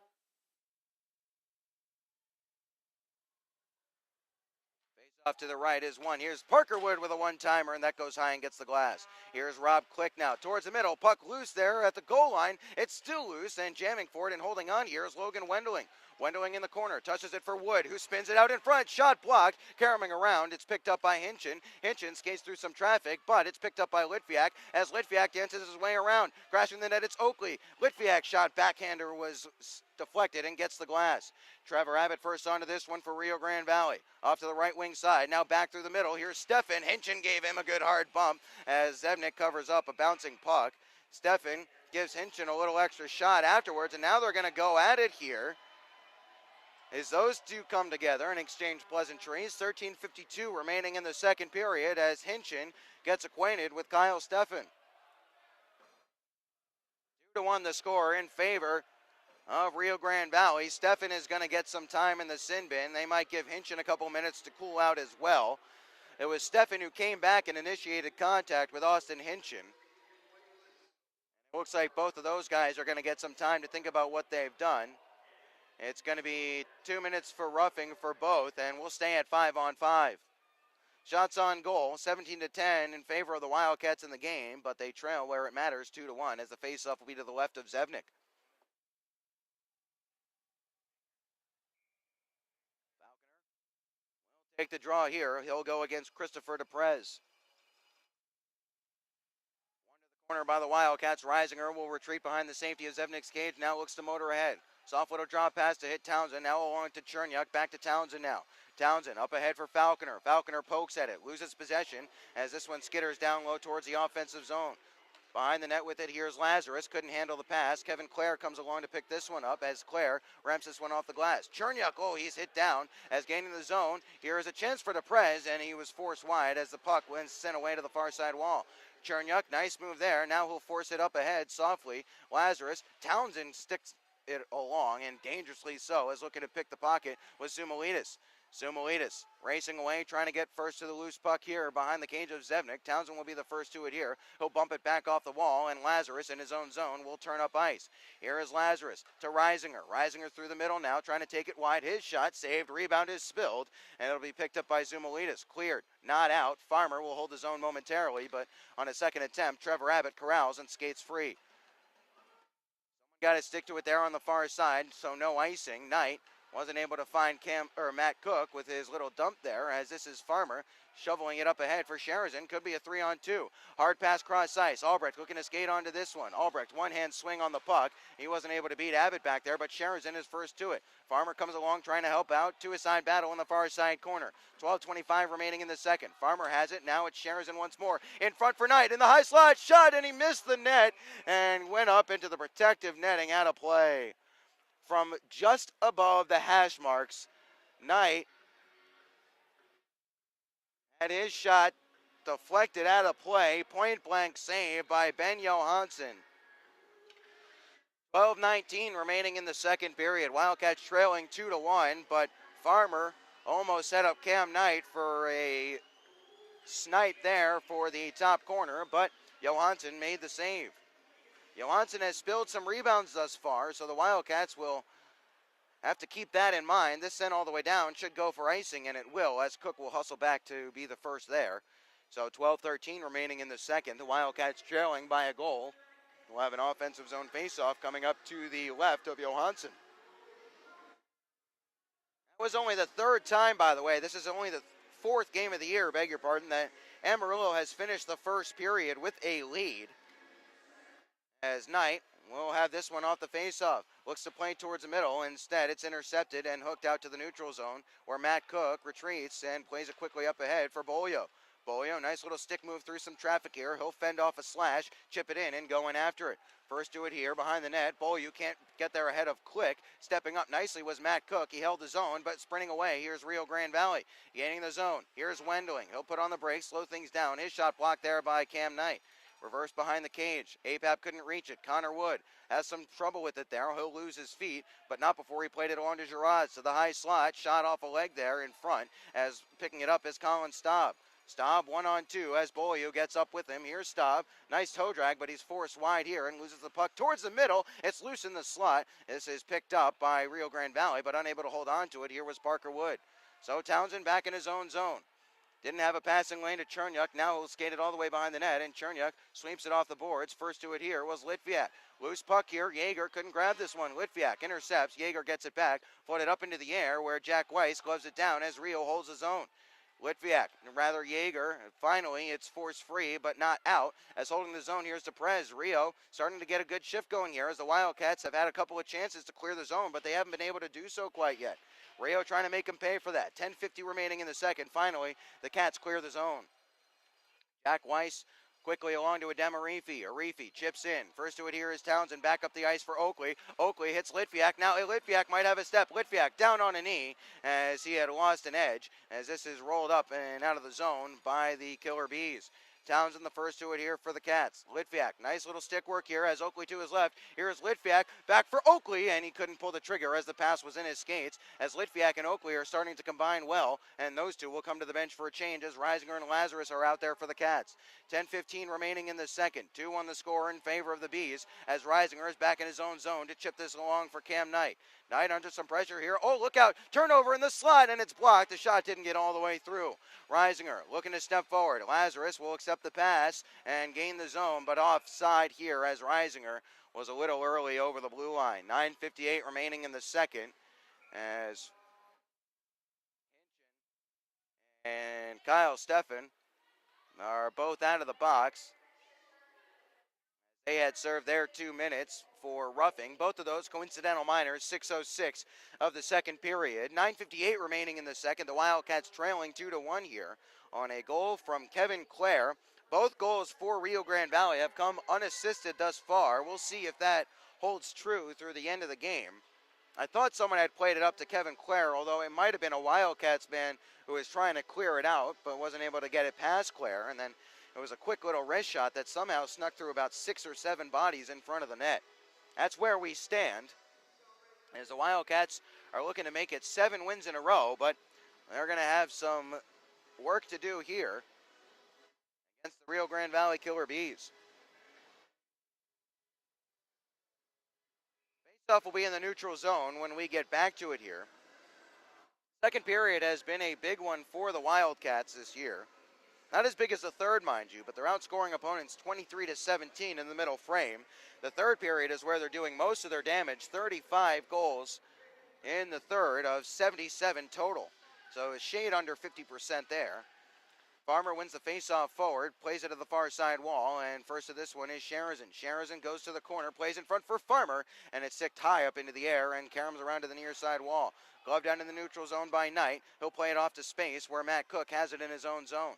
Here is Cook trying to get his feet moving. Stretch pass. Farmer gloved it down. All alone. Can he get there? He poked at it, but Johansson was alert out of his cage and sticked it away. Albrecht in front. His pass was knocked down and intercepted by Stumilidis. Stumilidis left behind here as Albrecht turns up the ice. Albrecht as Sharazin gets towards the middle. Albrecht has it sticked away again. Knight in the neutral zone will curl back and give along to Matt Cook.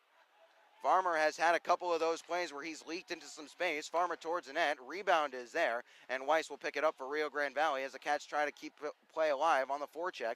Knight stashes it for Apap at the half wall. Apap in front for Beaulieu, and he couldn't send it home. Stopped through the blue paint from below the goal line, and he couldn't bank it home. Ramped high up into the air. This will go all the way down and come up short of icing here as Cook is back to collect. Wanting it all the way up the ice was Beaulieu. Pass through the middle. Now it's Staub. One man back is Abbott, and he made the play as Staub couldn't get a shot away. In the net here, Staub again. Couldn't tuck it out in front. Now it's Beaulieu with it in the corner. Up to the blue line for Cook. Along to Cam Knight now. Knight has to chase it over to the near side as he couldn't get there, and that allows Abbott to come along. It's only as far as Matt Cook, though. Cook back through the middle. Staub curls back at the blue line to get there. No icing. He'll be first to it at the goal line. He's ridden off it there as Click has it. Now a two-side battle. Breaks down here as now Staub kicks it free. Beaulieu tries to come along and help out. He does. Now he's tied up. Someone had a hand on him. It's Yeager in front. Puck is bouncing around there as Kuzmeski was sprinting down from the blue line, and Johansson covers the loose disc. 8:17 remaining in the second period. Wildcats starting to get going here on the offensive end of things, but they still trail 2-1 here, as that was a good shift in the offensive zone for the Cats. They got a couple of changes here, and what we're seeing is that Rio Grande Valley is just sending it all the way down the ice, or trying to right now. The Wildcats are gloving it down and coming right back in, and in doing so, they're finding themselves some space to work behind the Killer Bees skaters. Here's Townsend. He'll spin it all the way back to the point. Now play it down low. Yeager will reach this one. Can't center. Oakley is behind the cage. Yeager there as well as it works free. Yeager hit down hard from behind. Farrell doesn't make a call. Litviak in the corner looking to turn around with it. Litviak to Townsend in the high slot. His shot deflects and goes wide of the cage. Litviak follow up towards the middle and it's knocked aside. Litviak again towards the middle and this one is intercepted. Skating forward here is Bennett. Bennett lost in some skates of, I believe that was Kuzmeski back there, as trying to bring it forward. Here are the Cats in the form of Townsend. Settles a bouncing puck. Now racing forward. Here's Jake. Litviak to his left. Oakley shot off a leg. Lively Karam. Townsend on a wrap chance. Litviak in front. Couldn't pull the trigger. Kuzmeski steps down towards his slot. Here's a shot from Townsend, and it's blocked in the middle there. Litviak, as the puck is still loose in the offensive zone. Puck is still loose. Turnaround attempt. Oakley shot. Blocked in front once more, and it's picked up by Connor Wood for Rio Grande Valley. To the near side, gaining the zone here is Wendling. Sheridan, good back check to take him off it. Townsend up ahead to Farmer as the Cats were in the midst of a change. Farmer as Falconer gets back out there. Here is Falconer towards the middle from Farmer off the outside of the cage, is picking up a loose disc, and covering it there was a Demarifi on the back of the cage, and we'll get a whistle. So the Wildcats will have an offensive zone faceoff coming. 7:05 remaining in the second period, and the faceoff will come to the right of Johansson, who has been a busy man in this second period. 10-4 are the shots on goal according to the point streak count here. Faceoff will be to the right of Johansson. 21-10 in favor of the Wildcats are the shots on goal in the contest, as Farmer will take the draw. He's out there with Falconer and Sheridan, so Albrecht not playing with this unit here as Cook tries to ladle this one towards the net. It was blocked down by Zumalitis. Zumalitis looks to skate it forward. To tag up are the Killer Bees on a delayed offside. That allows Cook to pick this one up, as Cook will ladle this one into some space and send it down the ice. Van Tool picks it up and works it back along, but Cook up ahead floated it to no one in particular, as this is Weiss for the Killer Bees. Zumalitis couldn't corral this one. Behind the net now with it, here is Matt Cook, as Kyle Steffen puts him under some pressure. Cook will step out from the cage, plays a backhand pass. Picking it up off the wall was Farmer. He touched it in front. He was looking for a man there, as this is wrapped around to the near side. Falconer and Sheridan combine to hold the zone. Farmer couldn't get his stick free from Steffen. Sheridan gives his man a good bump, but Rio will step free. This is Balsamo on the far side. Looks to drop it there to Steffen. Steffen has it. Steffen towards the net. Saved by Zemnik on a redirected attempt. And he'll make the save and hold on. 6:10 remaining in the second period. 2 on the score in favor of the Killer Bees here. The Wildcats have to be careful that for all their offensive zone time that they're getting here in this second stanza, they don't get burned in transition.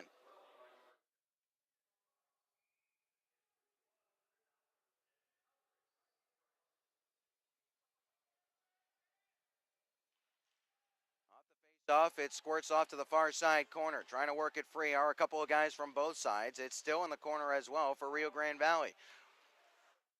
Puck behind the net. Here's JB Baker looking to stash out in front, and the puck is in the blue paint, and covering up is Zevnik, as APAP takes a little extra shove from JB Baker behind the net. 5:57 remaining in the second period. Cats trailing 2-1. This period has elapsed rather quickly here at the KYC. Not too many whistles. A couple of penalties, one of which resulted in a power play for either side. The Wildcats do have the power play in this period. They're 0 for 2 on the man advantage tonight, as bringing it forward here is Beaulieu. His pass was intercepted here as no one could reach it. Oh, and Connor Wood is blown up there by Townsend. That's going to draw a penalty, as Tim Farrell has his arm in the air. Trying to touch up here are the Wildcats, and APAP does, and he's given a good run. 5:41 remains in the second, and the Wildcats are going to head to the Gilmore's Collision Center penalty kill, as Townsend gets called for contact to the head. 2 minutes for Jake, and that's a big loss for the Wildcats, one of their top penalty kill men. So now we'll have to see Konstantin Chernyuk get some time out there, or Austin Hinchin. Matt Cook and Cam Knight will start it. The Cats are 1 for 1 on the PK thus far tonight. On the year, now 61 for 71. That's just under 86% on the year.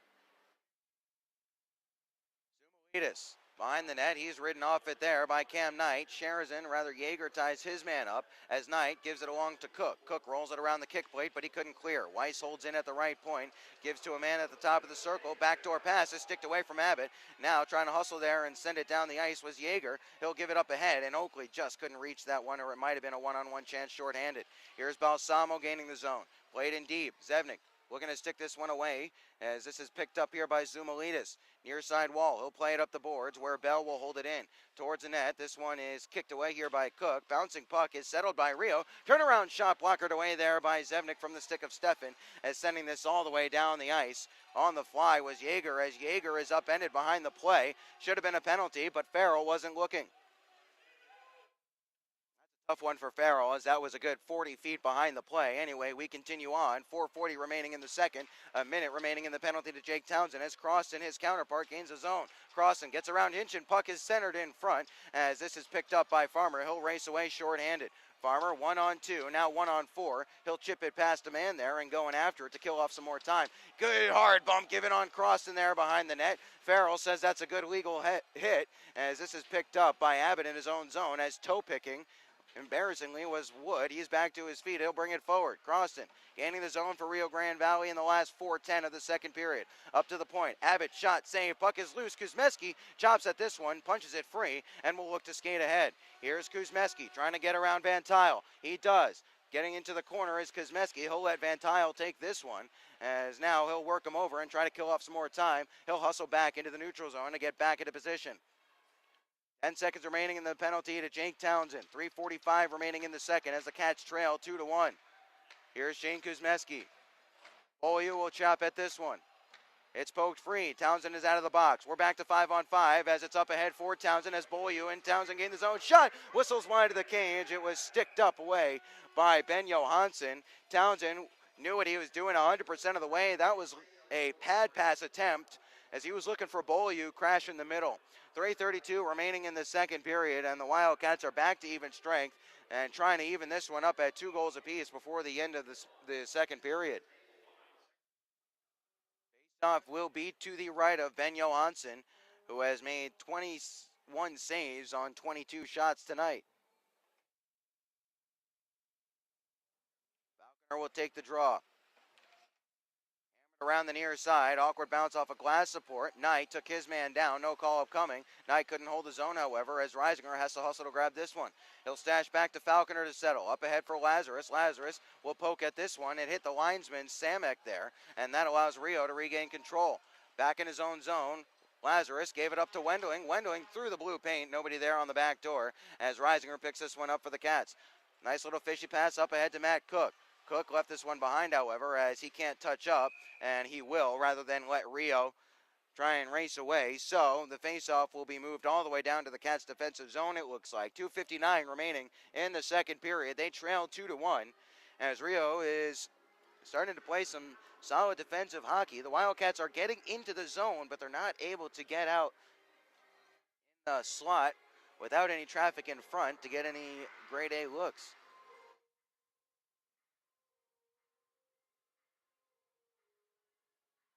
Off to the right of Zevnik.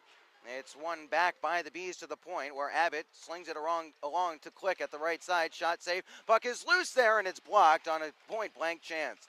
Click can't play it down low. Abbott has it along the boards. It's intercepted here as Chernyuk chops this one free. Sharazin will go ahead and put Click under some pressure. Sharazin rides through the check. Click has it here, rolls it up the board. Steffen the first to it here, but can't clear it past Chernyuk. Chernyuk with a good step. Now it's Farmer. Back to Chernyuk. His shot save. Rebound. Farmer can't pull the trigger. It was on his backhand as the rebound was sitting free. It's loose in front. Sharazin jams for it, and it squirts wide. He couldn't pull the trigger either. Here's Albrecht. Spinning towards the middle. Has it hacked away from him. Chernyuk to Townsend. The top of the right circle. Townsend retreats. Now plays towards the corner for Sharazin. Sharazin spinning back to the near side. Sharazin. Chernyuk. Top of the circle. Shot. Whistles wide of the cage. Johansson was out quickly to challenge. Townsend pokes at this one. Now it's a 2-on-1. Balsamo, or Reefy up with him. Rather, it's Steffen. Diving play here. Nicely done there by Chernyuk to cancel out that effort as Balsamo was forced to the wall. Chernyuk having a very good game here in his third taste of action in the North American Hockey League, as still the Wildcats can't clear, as Croston will not be able to beat Townsend to the loose puck, and Townsend will look to bring it forward. Cherniak, a minute 40 remaining in the second. Cherniak's pass was easily intercepted here by Wendling. Now Wendling dances past Cherniak, but it's offside as he did just enough to force him wide and cause the play to go offside. A minute 34 remaining in the second period. That was a good shift there that the Wildcats just had in the offensive zone, thanks mostly to Sharazin, Farmer, and Albrecht, and also Konstantin Cherniak had a solid shift on the blue line there and got involved in the offense as well.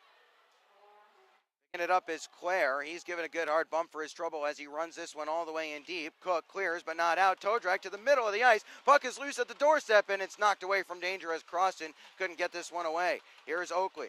His pass. He was trying to find Litviak. It was ambitious and it was intercepted. Holding the zone here is Rio.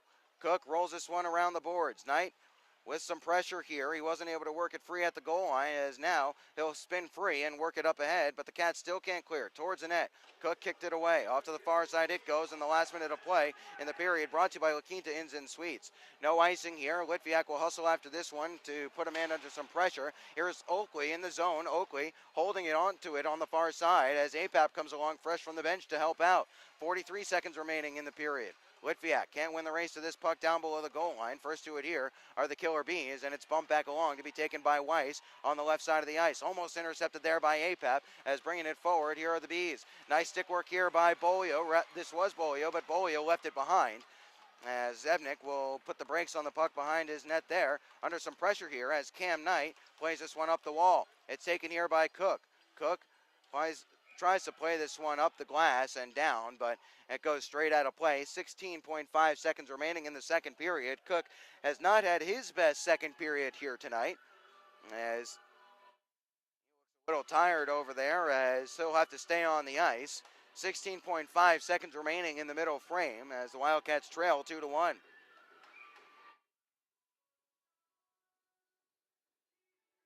APAP will take the draw as the Wildcats stack up goal side. Here towards the cage of Zebnik, fluttering puck is covered as Cook and Giraud's get acquainted after the whistle, and that's a smart play by Zebnik. That'll allow a new unit to get on for the Cats. That sequence takes off 2.3 seconds from the clock, 14.2 seconds remaining now in the second.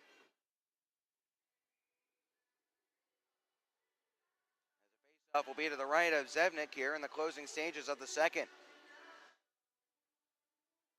Have to take the draw once more. It's intercepted here by Bolio as he'll walk towards the middle of his own zone and now look to start it ahead in the last 9 seconds. Onside play here as Staub races forward. Here's Staub. Toe drag in front. Puck is loose there. 2 seconds left and they won't get a shot away. The horn will sound. Another good look on another good rush into the zone, but when it matters most, the Wildcats couldn't get the pass they needed to get a grade A opportunity.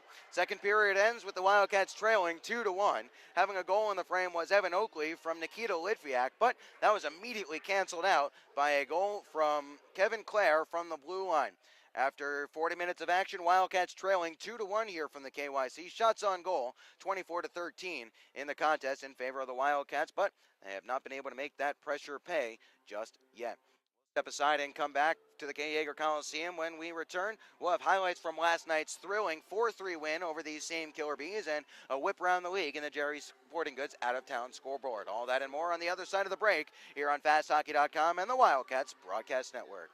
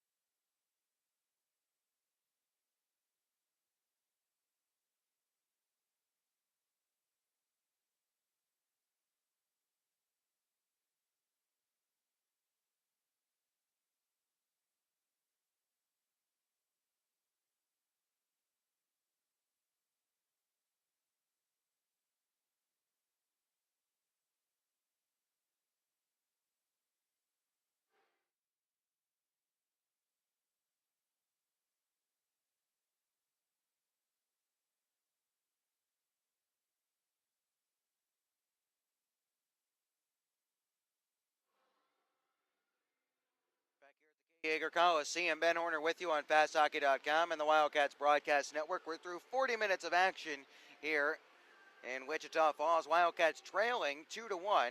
They got a goal in that second period to tie things up and cancel out the first period shorthanded goal from Zumalitis. Evan Oakley picked up his sixth goal of the year, coming from Nikita Litviak. That was Litviak's sixth assist of the year, 10th point overall, but his first point in the last 6+ games. So nice to see Nikita getting off that little schneid that he had. But the Wildcats gave that goal right back, and talking with a couple of the Killer Bees staff members who are up here with me in the box taking stats for Rio Grande Valley, that goal, it's credited to Kevin Clare on the score sheet. However, it looks like that's going to have to be changed. They informed me that that one went off the backside of number 22, Zach Bennett, in front of the net. I thought Bennett had gotten some part of his equipment to it because he was celebrating like he knew it had hit him. However, it is currently credited to Kevin Clare. Either way, that's inconsequential. If you're a Wildcats fan, all you care about is the fact that the Cats are trailing 2-1. They're in a situation that they really didn't want to be, although they did trail 2-1 last night, and we'll find out right now exactly how that worked out for them. Dean Balsamo to go against Nick Farmer to get things going. And the opening faceoff, Eric Krasachuk will bring the centermen together. Both goaltenders are ready, and we are ready to go here, and the puck is down. We're underway in the first period. Farmer will take the draw shorthanded. He's out there with Kosmeski, Scatliff, and Colin Staub. Scatliff getting some PK time here this evening. Rushed out of the draw is Balsamo, so Zumalitis will step in to take it. Zumalitis, clean win. Look out, here's a shot, and it's score! Rob Quick loaded a shot from the left side. It might have been tipped. Rather, that was Kyle Stefan. So the Wildcats get burned. They couldn't kill off that second penalty. And it's 1-0 Bees. 4:40 remaining in the first period. 20 seconds remaining in the Wildcats power play. Nothing doing thus far. Cam Knight towards the middle. Still Knight with the shot towards the net. Wide of the cage. Here's Staub to Beaulieu. Top of the left circle. Beaulieu holding on it. Down low for Staub. Staub spinning out in front. Puck loose. Cleared only as far as Knight. Bouncing puck. Settled by Cam. To Beaulieu now. Beaulieu holds on the back door. Down low for Staub. In front they score! Beautiful power play goal. It's Austin Albrecht tying it up, and we are deadlocked 1-1.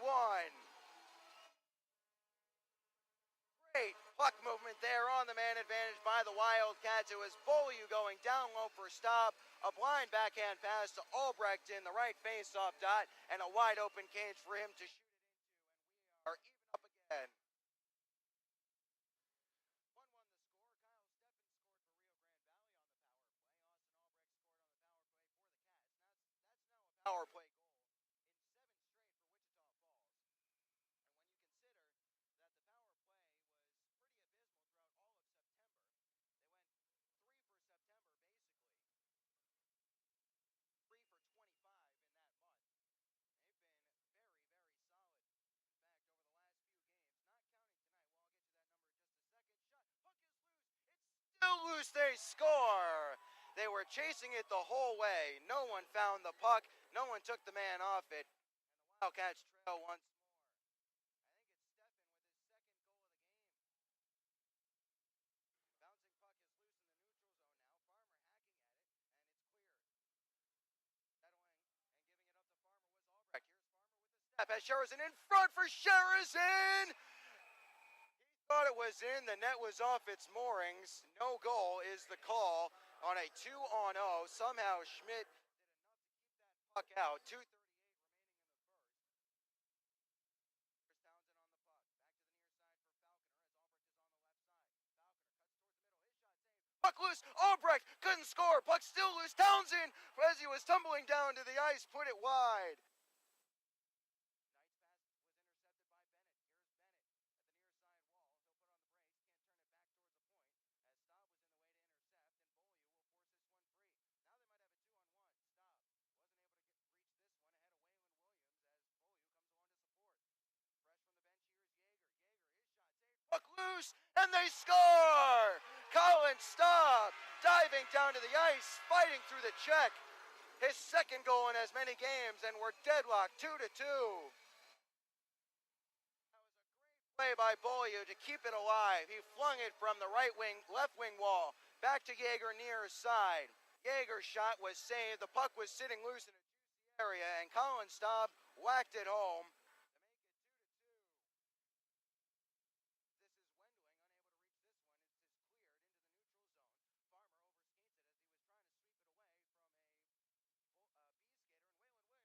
Now it's a clean break for Sherrison. In all alone at the slot, Sherrison saved by Schmidt.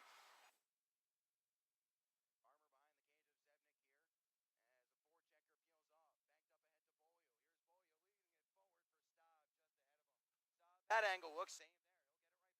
But Beaulieu scores! 5-hole. There was some room left down low at ice level. Beaulieu exploited it, and that is a Cats lead. This line of Beaulieu, Apap, and Staub has just been unbelievable here tonight.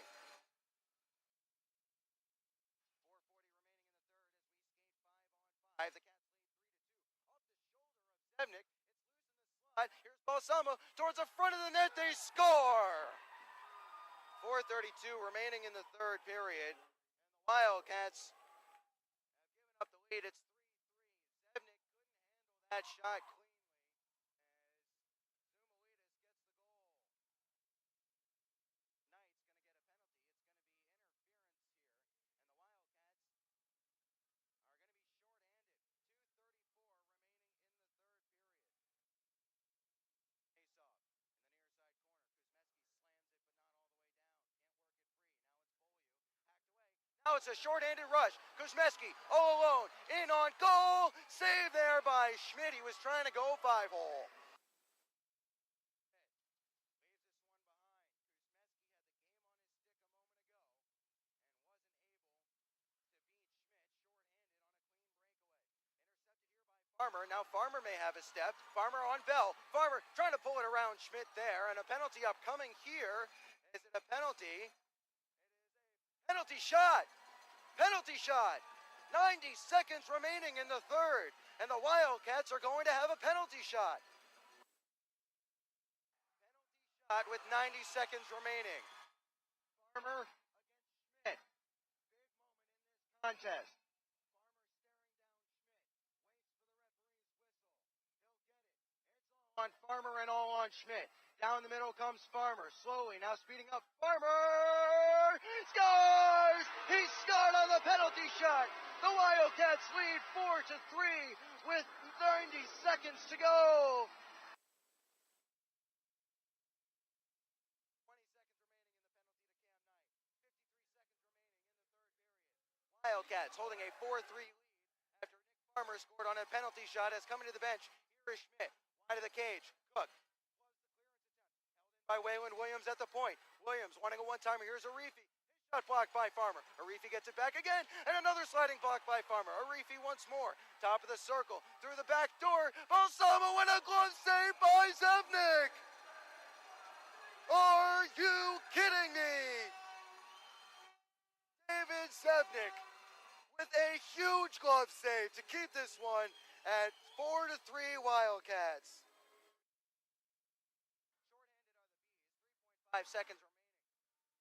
It's one back, and that will do it. The Wildcats will skate away with 2 points against the Rio Grande Valley Killer Bees here tonight.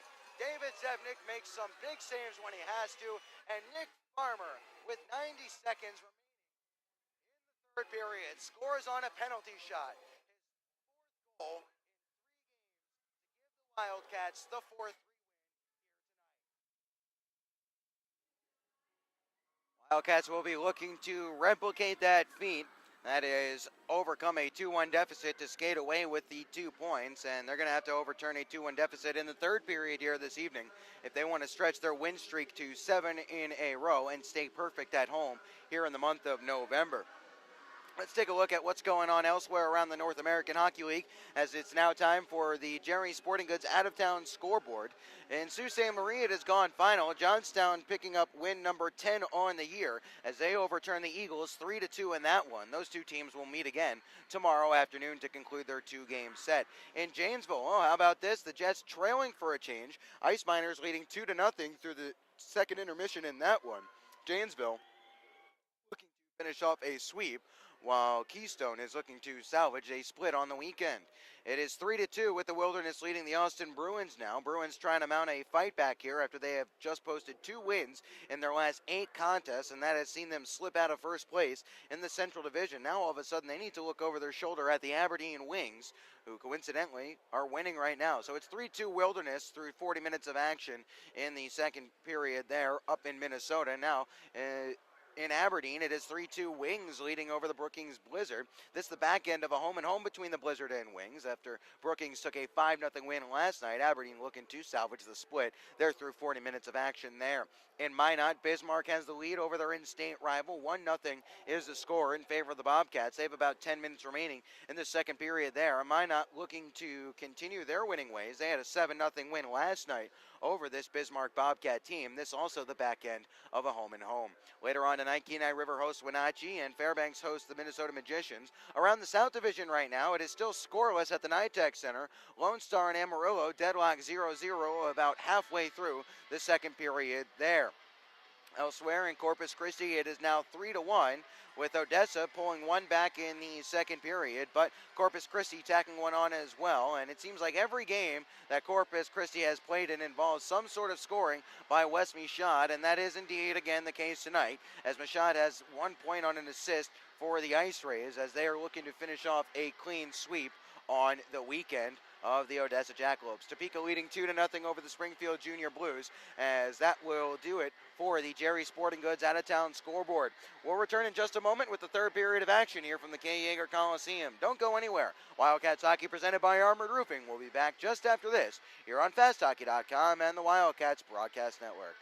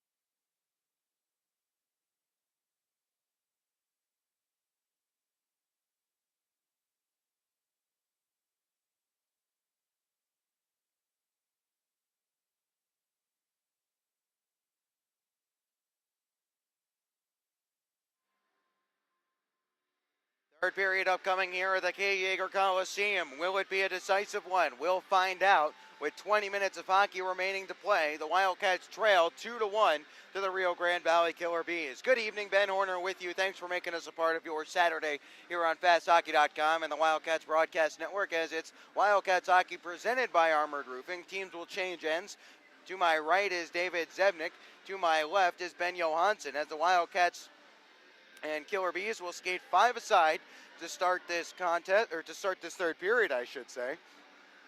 No carryover penalties, power plays to speak of, as the line of Sherazin, Farmer, and Albrecht will get it started for the Cats. This is a unit that has been working well, as Farmer has been nothing short of stellar tonight, just doesn't have anything to show for his efforts thus far. Farmer to go against Balsamo in the draw. And the puck is down. We are underway in the third period, brought to you by American Classified as it's Matt Cook to Cam Knight. And your broadcaster is tongue-tied to start the period. In front, that was Albrecht, who wasn't able to retrieve the pass. It went under the stick of Farmer, and it goes out of play. Face-off upcoming in the neutral zone. 19:47 remaining in the third. Cats looking for a second goal to tie this contest up at 2 apiece. By the way, I have been talking to the Rio staff up here to my left, and they have confirmed that that goal for Rio, the second one, will be Zach Bennett's once they get it switched after the game. It did indeed deflect off his backside, as this is down to the near side. Cook will glove this one down. Plays it softly across. Here's Albrecht protecting. Puck is loose in his skates, unable to pull it free. Now it's Farmer in front, and with the net gaping, he sent it high and wide. Sherazin. His pass down low is intercepted. Knight looking to hook this one down to the ice and does. Great play there by Cam Knight, and he'll start it back ahead. Knight left behind, and this sent all the way down. No icing here, as they ruled that the Killer Bees skater was over the red line. Big early chance for the Wildcats to start this period. Staub, did he get a stick to it? Yes, he did, so no icing here. Johansson steps out of his cage. That was Farmer, who I had just mentioned had been playing very well, but had nothing to show for his efforts quite yet. Beaulieu pokes it in front. Here's Apap, back to the point. Here's Hinchin, shot, blocked in front. It didn't get through traffic. Now it's a 3-on-2 for Rio Grande Valley. Balsamo was started ahead, trying to get to the middle. Rather, this was Girard's. It's taken away from him, and Beaulieu will roll it softly forward for Staub. Staub taking it wide, trying to get around Claire. Couldn't switch back on the pass, and this is cleared down, not all the way here by Rio Grande Valley, as picking up a loose puck in the neutral zone was Eric Yeager, fresh from the bench on a change. 90 seconds gone in this third period. That sees the Wildcats trailing 2-1. Sent all the way down, no icing. Someone got to stick to it here, so Zebnik will just leave this softly along for Shane Kosmeski. Kosmeski up ahead to Litviak through traffic. Litviak, we're going to go straight down the middle now. Litviak shot off a leg, carrying around. Oakley jams towards the front of the net, and this skips away. In the corner, now it's Oakley looking to jam out in front. It caroms towards the high slot. There was nobody there. Crossan will pick it up for the Killer Bees and move it forward. Intercepted in the neutral zone by the Cats. Litviak had some trouble with it. Swats it towards the near side. The Wildcats try to gain the zone. Instead, it's flown the length of the ice as Townsend has to hustle back. No icing here. He'll play this one away from Parker Wood. Konstantin Chernyuk around to the near side. Lazarus there to corral. Up ahead to Falconer. Has Litviak. Worked along to Litviak. Litviak holding. Still Litviak shot save. And it's knocked aside. Here's Townsend.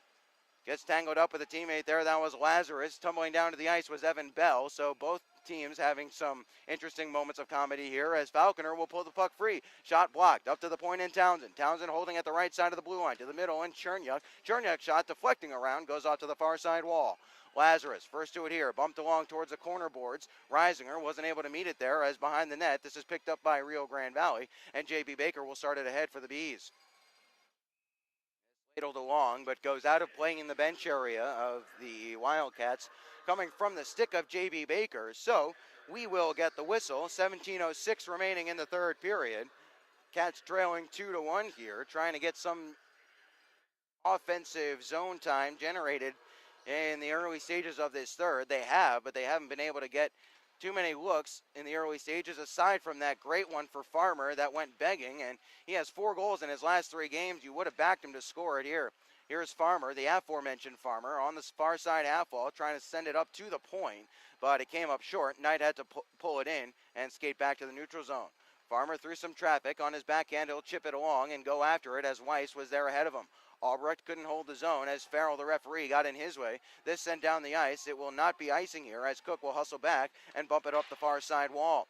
Albrecht corrals and now turns up ice as he's got a couple of men in front of him. Albrecht motoring forward now through some traffic. Here's Albrecht, lost the puck. Sheridan picks it up. Still the puck is loose, and now it's picked up by Rio Grande Valley and looking to skate it forward. And doing so, here's the Prez. Now to Girard. Girard's shot saved and held by Zevnik, and we'll get the whistle as Girard's gives him a little snow shower here.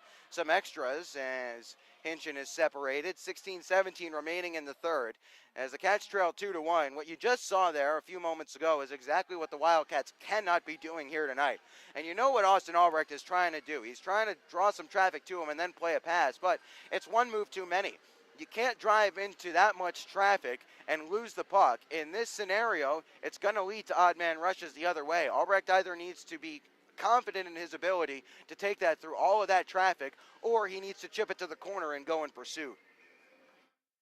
Not the first time he's left it behind just inside the blue line tonight. Off the face-off, Staub hassling there with Sherrod. Staub will win this battle and look to move it forward. To the red line, he'll get there. Kicks it along. Offside play here as the Wildcats lose possession and have to tag up on a delayed offside. Couple of shoulder pumps there, sending it in deep for the Killer Bees. First to it here is Connor Wood as Weiss mans the point.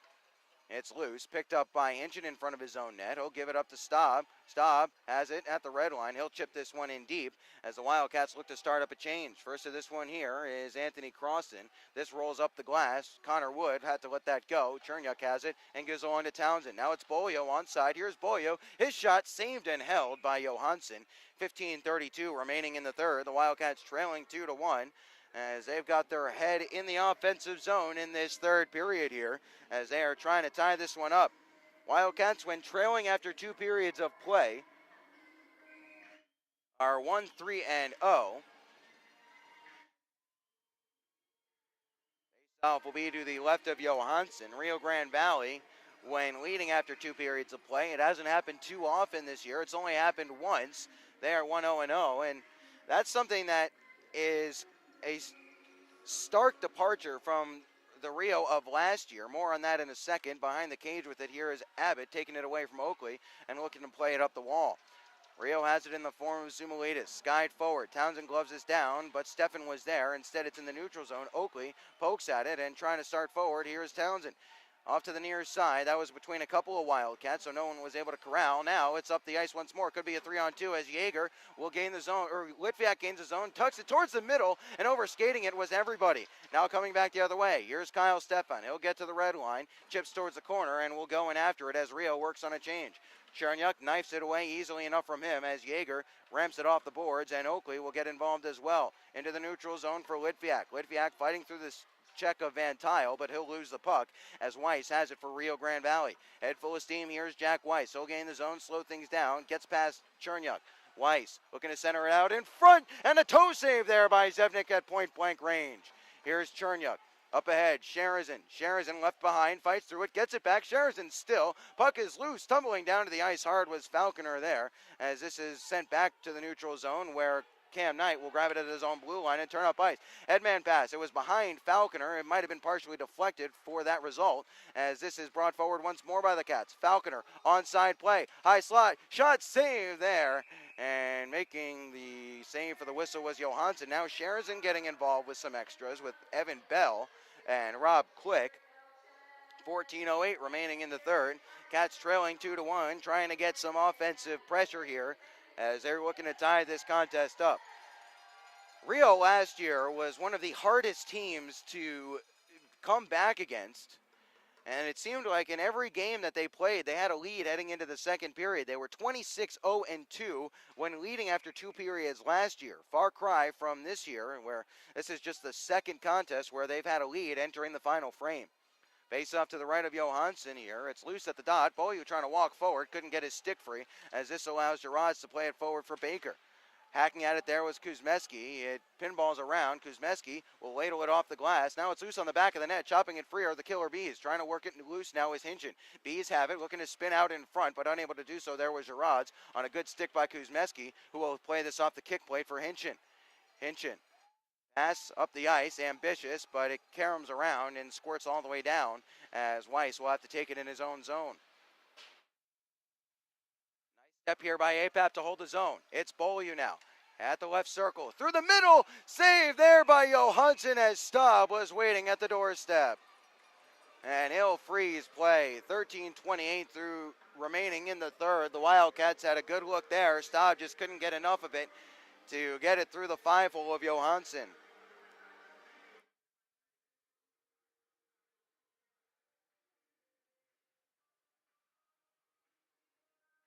Face-off will be to the right of Johansson here. That whole play, that sequence started with APAP sprinting in from the neutral zone to disrupt the breakout. I think it was Baker who was going to try and break out on the near side half wall.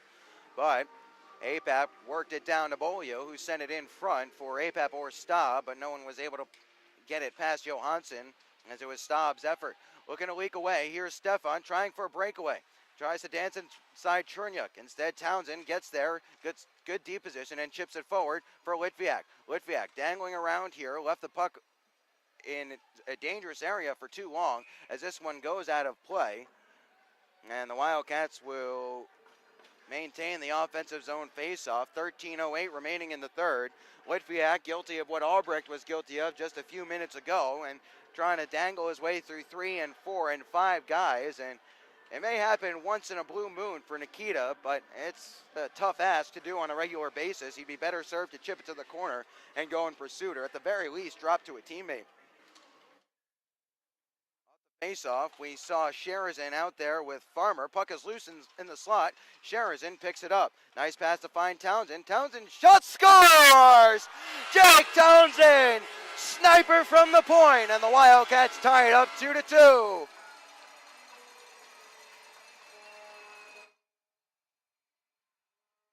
Townsend finds the top corner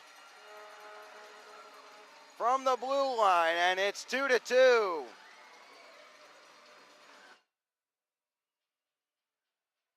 Second goal of the year for Jake.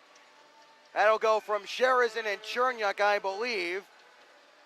If that is in fact the case, Chernyuk's first career point. But the more important part here is the Wildcats are back level. Now, last time they tied it up, they gave one up right away. Let's see if they're able to avoid that here as this is played in deep. Sherazin behind the cage with it. Shielding, now loses out to Weiss. Lazarus gets involved. Cook along here at the near side outfall towards the net. Sherazin up to the high slot. Cam Knight spinning around. Can't get a shot away. Knight will instead play this one down low. Lazarus in the corner. Now Lazarus and Sherazin in the corner as well. Sherazin trying to pull this one off the wall. He does. Stepping into it here is Knight. Dangling around at the blue line. He'll put it on his backhand and play down low. Wrapped hard around the boards. This should go for icing here against the Bees, and it will, as first back to it was Cook. 12:17 remaining in the third. The Wildcats have gotten the equalizer here as Jake Townsend picks up his second goal of the season to make it 2-2 here tonight. Nice shot. It was traffic in front. It was a textbook example of why you put the puck on net at the blue line. Anything can happen. Staub will take the draw here for the Wildcats. Face-off, it's cleared out to the neutral zone as Cam Knight has it. He's under a whole mess of pressure, but he'll work it along to Matt Cook. Cook retreats into his own zone, gives along to Cam Knight, and Knight will retreat further as well and give quickly back to Cook. Now Cook coming up the ice through the middle. Has a man in front of him. Cook gains his own. Here's Cook holding his shot, saved there by Johansson. And Cook figured, if you're going to give me the space to shoot, he'll shoot. 11:54 remaining in the third. You never know what's going to happen.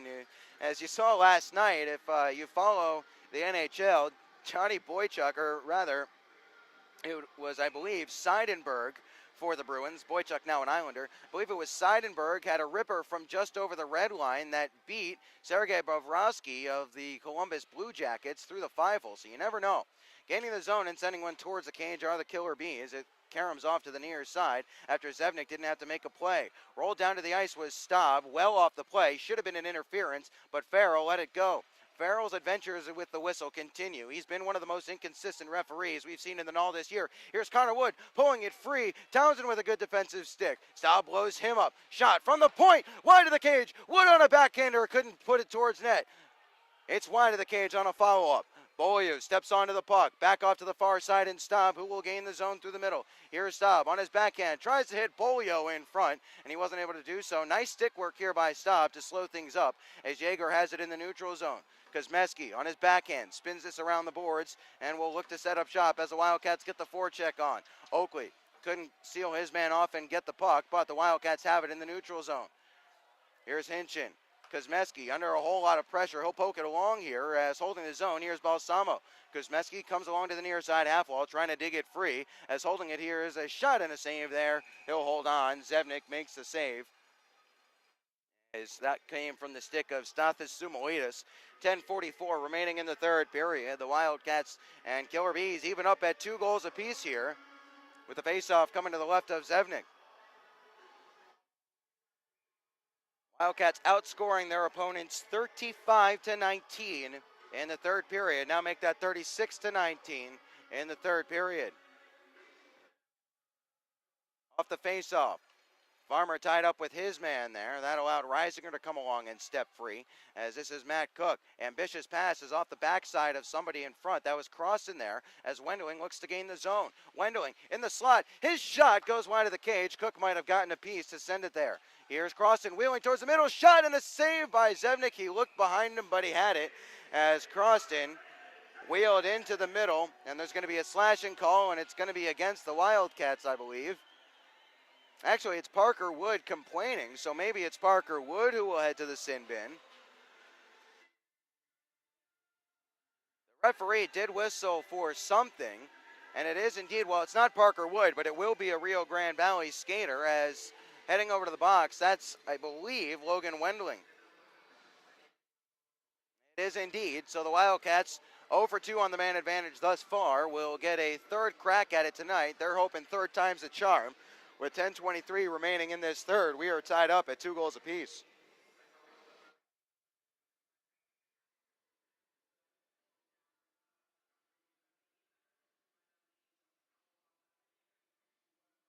Faceoff will be to the right of Johansson. Farmer out there to take the draw. Sheridan, Jaeger, Litviak, and Cook out there as well. It'll be Jaeger and Cook on the point. Jaeger, the one-time defenseman, turned forward over the last few years. The shooting hole, the Farmer can't win it back to him as this is on the stick of Weiss, who will roll it all the way around the glass and down. Logan Wendling 2 minutes for slashing. 9:35 remaining in the third period as Cook is back to collect. He'll give it along to Farmer. Farmer looking to pick up speed and gain the zone. That's exactly what he does. Farmer looking to turn the corner all the way around. Here's Farmer. He'll play it up to the zone and Jaeger. Jaeger had some trouble with it there. A bouncing puck. Jaeger with a good cancel job here to get in front of J.B. Baker and keep Baker from stepping away. Jaeger looking to bring it forward once more. He'll chip in and go after it. In the corner, Jaeger ridden off there by Abbott, but that allows Sheridan to grab it, and a two-side battle will develop here as the puck is working its way loose. Litviak involved as well. Now it's a three-side battle. Puck is towards the front of the net, and Johansson will easily cover up, and we'll get the whistle as Kevin Sheridan and Abbott are going to go to the box. Farrell has had enough of this little extra chippy stuff after the whistle, so Sheridan and Abbott are going to go to the sin bin just for being a little bit petulant. So that will take one of the Wildcats' best goal scorers off the power play. No, hang on a second. They're not going to take a man over there. So Sheridan is going to get a call. And that is not a good play by Sheridan. Just let it go, Kevin. He's just got to let that one go. That negates the remaining time on the Wildcats' power play. So we'll skate 4-on-4 for the next minute 13.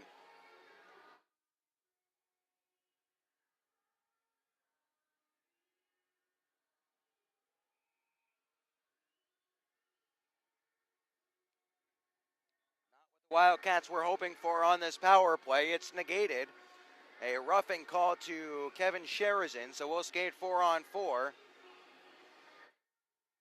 Late change is going to be negated here, so Kosmeski will skate off. Knight will have to stay on as Farrell is getting a bit more efficient here in the third period. It's one back to the point. Here's Van Tile. Tile has some trouble with it. Van Tile plays it across the blue line. Weiss towards the net, deflected, goes wide. Staub the first to it here. He'll pick it up as we're skating 4-on-4. It's Townsend. Townsend using Cam Knight off to the left side wall. Knight, nice pass, looking to get up ahead for Townsend. Townsend pokes at this one. He'll go into the corner and grab it. Townsend has it loose in his skates. Now, under some pressure, he's tied up and looking to hook it back to the point. Instead, it's down low for Staub. Staub, wrap chance there from below the goal line. An easy pad save for Johansson. The other forward out there with Colin Staub in the last 9 minutes of the third period. As looking to bring it up the ice, here was Abbott. He gained the red line and pitched it in deep. Zevnik left it there for Cam Knight. Knight will take this out front, then spin it back behind as Apap takes the pass from Townsend, but it skips over his stick. 8:45 remaining. Townsend picks up the puck at his blue line. Now at the red line, he'll dangle this one into the zone. Apap, nice protect here to gain. Here's Kuzmeski, high slot, shot, save, rebound, puck is loose. Kuzmeski, empty net, scores! Shane Kuzmeski makes it 3-2 Cats with 8:32 remaining in the third. His third goal of the year, and it's a big one. Kuzmeski into an empty net on a rebound. It's 3-2. Kuzmeski had an opportunity to give the Wildcats a lead last night before Farmer's penalty shot. He was stonewalled by Schmidt. He had the entire net to shoot for, and he put it right against the back bar, and the Wildcats lead 3-2. Continue to skate 4-on-4, at least for the next 5 seconds. Then out of the box will be Wendling, and the Killer Bees will be to the power play. This played in behind the cage of Zevnik. First to it is the aforementioned Kuzmeski, who just scored. Cook will glove this one down behind his own net. Kuzmeski will send this one all the way down as the Wildcats are killing off 35 seconds of the minor to Kevin Sherizan. They have it up as unassisted. I think an assist might need to go to Townsend. Either way, this is Stefan bringing it forward for Rio Grande Valley. Stefan gets around Cook easily enough towards the middle and looking for Zumalitis, but Zumalitis sent it wide. Here's Zumalitis once more, still with the puck, poking it down low for Stefan. Stefan tied up, but he got it along to Zumalitis. Up to the point. Here is Weiss. Weiss puts it on his forehand. Now plays it down to the half wall where Balsamo was there. Balsamo dances past Yeager and spins away at the half wall again. It's up to the point for Weiss along the blue line. 7:33 remaining in the third. Out of the box is Sherizan. Slap shot save, deflected. Balsamo couldn't load the shot as this is off the wall. Bounces into the neutral zone. Having to tag up and getting a change going here are the Killer Bees, as this is Matt Cook in the last 7:20 of the third, as the Wildcats have scored a pair in this third to take the lead. Around behind the net. Sherizan the first to it here. Fresh from the box. Played it towards the middle. There was nobody there, as this is Chernyuk in the neutral zone. He put Townsend under some pressure. Townsend will go back to his own zone and play it up ahead to Farmer. Farmer, nice play to spin it off the boards on a reverse to Albrecht. Albrecht looking to gain the zone. He'll play this in and go to the corner. He must have heard what I said a few minutes ago, as behind the net with it, it's chipped along by Rio Grande Valley. Play it towards the middle. Townsend easily steps in front and sends it right back into the offensive zone of the Cats. Stretch pass is knocked away here by Oakley. He'll play it down low into the corner, now rattling around behind the cage of Johansson. It's out to the neutral zone where Townsend has it and plays it off to the near side for Sherizan. Sherizan, nice pass to Albrecht in stride. Albrecht lost it in his skates, and Johansson will just paddle this one away to the wall. Townsend comes to the bench on a change. In the neutral zone, Sherizan settles and gives to Kuzmeski, fresh from the bench. Up ahead, Albrecht got his stick to it here. He's looking to come to the bench for a change as well, as Rio is in possession and looks to start ahead.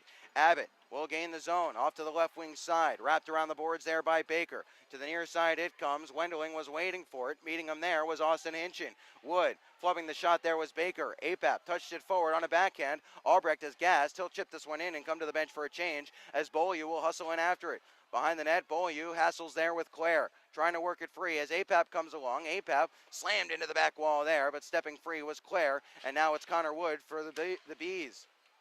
Taking a stick up high there was Wood. No call upcoming. Stepping away from an errant stick there was Hinchin. Carrying around, here's Kuzmeski dancing his way through the neutral zone. Kuzmeski settling here is Beaulieu. Beaulieu looking to spin around here. Wood directing traffic in the zone as Kuzmeski works it to Apap. Apap slams this one down low for Staub. Staub spins off the check. Can he maintain possession? He has for the time being. In the circle, spinning towards the net. Beaulieu deflects, and we'll get the whistle here. It's a holding call. Who's it against? Beaulieu and Bell come together. Battle of the Bees. And it's going to be a penalty against Rio Grande Valley, I believe. 5:21 remaining in this third period. The Wildcats holding a 3-2 lead, and they'll head to the power play for the fourth time this evening. Is a Demarifi skating over. He'll skate or sit 2 for holding. Last 5 and change of this weekend set.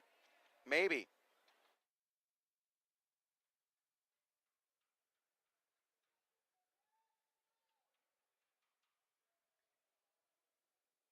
Face-off will be to the right of Johansson here.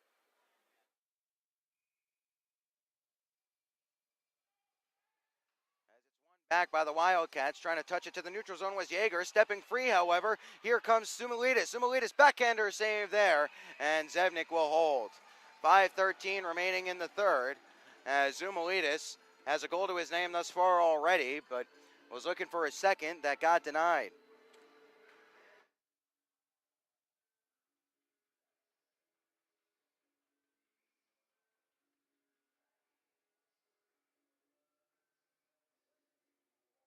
Off will be to the left of Zevnik here. 5:13 remains in the third period as Staub will take the draw after Apap got washed out. Nice clean win there for Staub as this is one forward and Beaulieu has it. Bouncing puck there is left behind. Having to retreat to his own zone is Cam Knight. Wildcats need to make sure that they're very sure-handed in the defensive zone in the last 5 minutes of play as they hold a 3-2 lead, and we're in the last 5 here at the KYC. Knight has some trouble with it. Once more, the Killer Bee is clogging up the neutral zone as the Wildcats are on the man advantage, trying to gain the zone and get an insurance marker. Apap plays this one towards the corner. Works all the way around behind. Albrecht can't win this battle. Apap touched it towards the middle. There was nobody there. Nice play by Staub to keep a man from sprinting away the length of the ice, as this is Knight playing it off the boards for Albrecht. He'll touch it back. He was hoping for Apap. Apap is coming to the bench for a change, so Knight will corral for Wichita Falls. Knight wanted to gallop through the neutral zone. Here's Staub. He's tied up, but he'll kick the puck into the offensive zone, at least momentarily. Now, the Wildcats have to tag up at the blue line, and the Killer Bees will send this down. 55 seconds remaining in the penalty to Ademarifi. 4:10 remaining in the third. The Wildcats holding a 3-2 lead. Ben Horner with you on FastHockey.com and the Wildcats Broadcast Network as Farmer gains his own. Sidesteps a hit. Farmer towards the middle. Puck is spilled, and Johansson covers the rebound. 4 minutes remaining even on the nose. 3-2 is the score in favor of the Wildcats. Don't forget, though, the Killer Bees picked up a very late goal to tie it up at 3 in Friday's contest as well. Wildcats hoping to avoid a repeat. Fighting free on the far side off the faceoff was Litviak. Litviak touches it down low for Yeager. Yeager will take it all the way around behind. Up to the point for Townsend as the Cats are still on a man advantage. Here's Yeager. Yeager shot. Blocked there in the high slot. He'll re-corral and settle. Yeager gives it over to Matt Cook. Cook down low for Yeager. In front. Farmer scores! Great puck movement by the Wildcats. They'll pick up an insurance marker on the power play. They lead 4-2.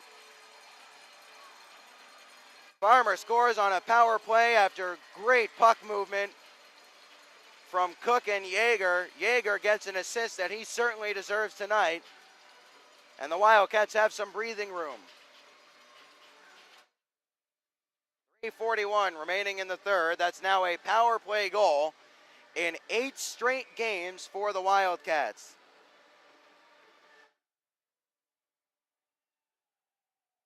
The faceoff, Oakley was hooked. The puck is loose, and Cherniuk plays it up ahead. It was gloved down. Stefan couldn't grab the loose disc and gain the zone, so this is Click ladling it softly around the boards. It works its way off to the far side as this is Cherniuk swatting this along to Lazarus. Lazarus escapes the pressure and got it up ahead to Falconer, who gives it over to Oakley. In the last 3:20, Oakley will gain the zone. Oakley around one, shot, save, rebound is held by Johansson as the puck was kicking around in every which direction, but towards the cage. 3:14 remaining in the third. The Wildcats now leading 4-2.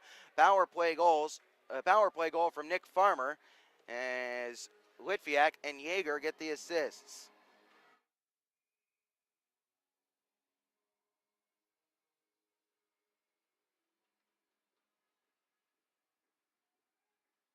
Face-off will be to the left of Johansson.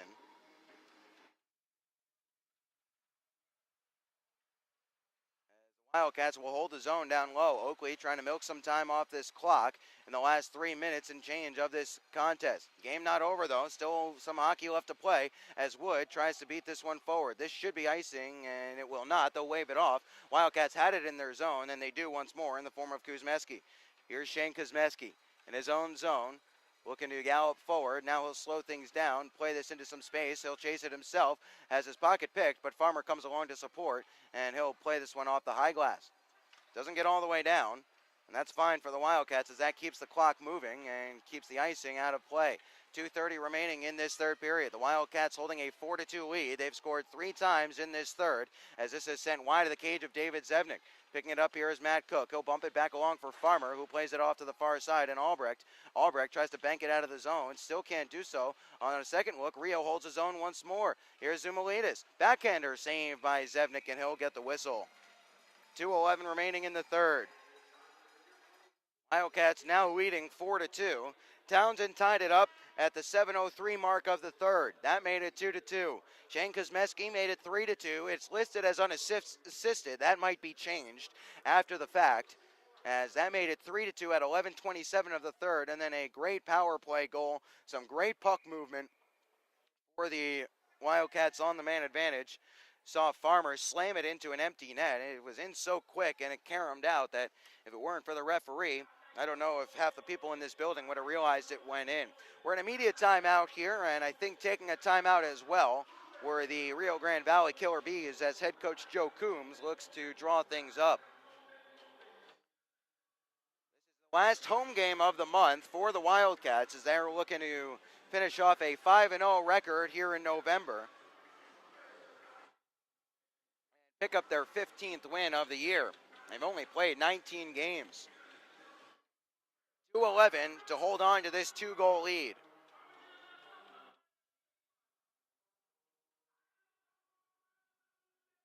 We talked about it entering this third period. The Wildcats have outscored their opponents 35-19 in the third in contests this year. Will now make that 38-19. They're doubling up their opponents in the third.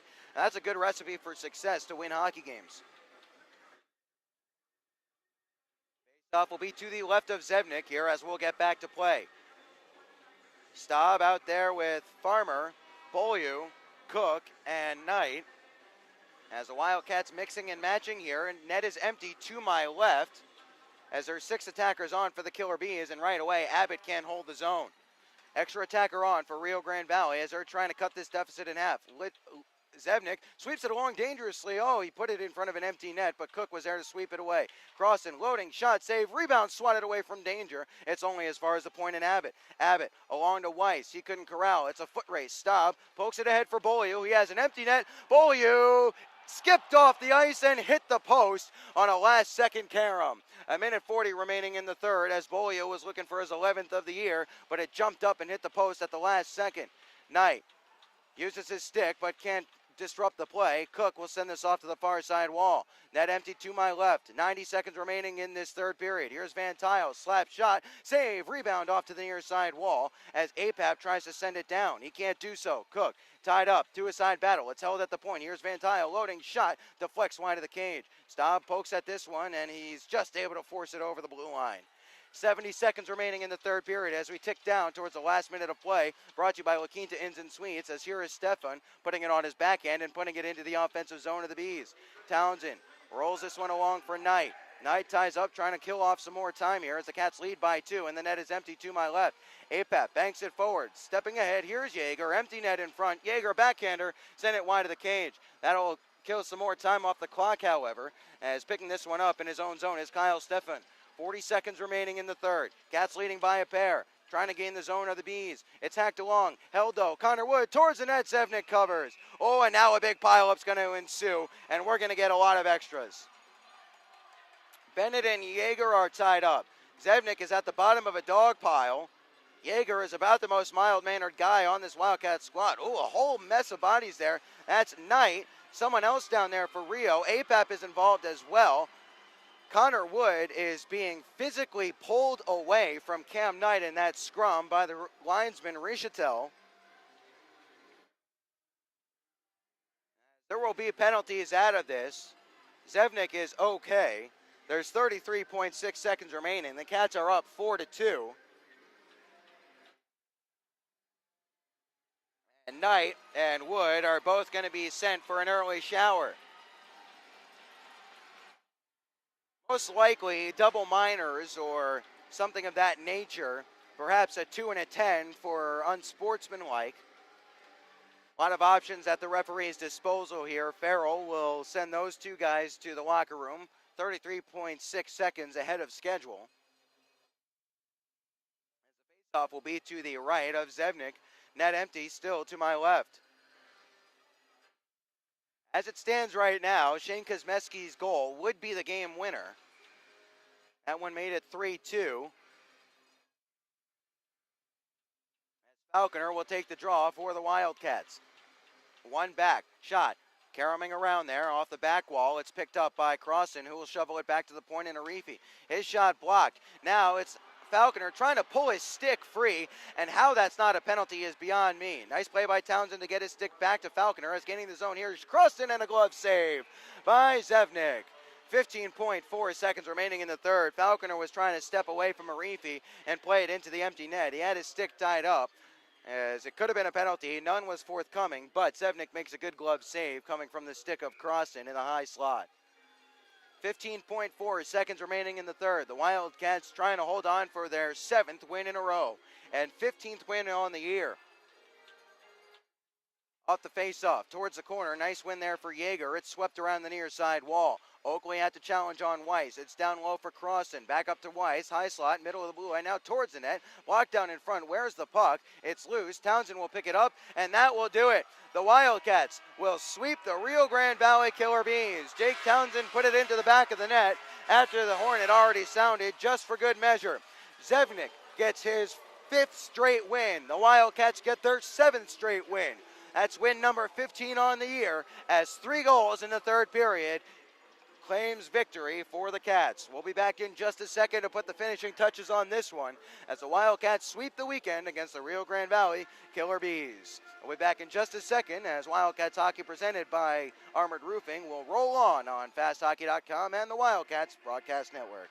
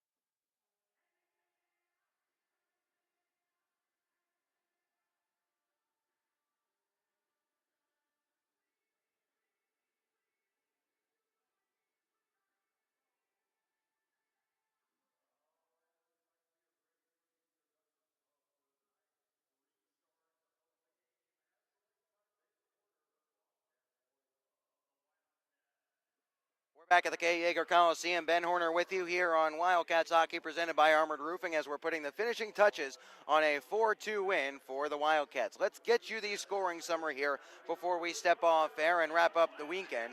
As the Killer Bees got things going in the first period, and it was against the run of play. The Wildcats outshot Rio Grande Valley 11-6 in that first frame.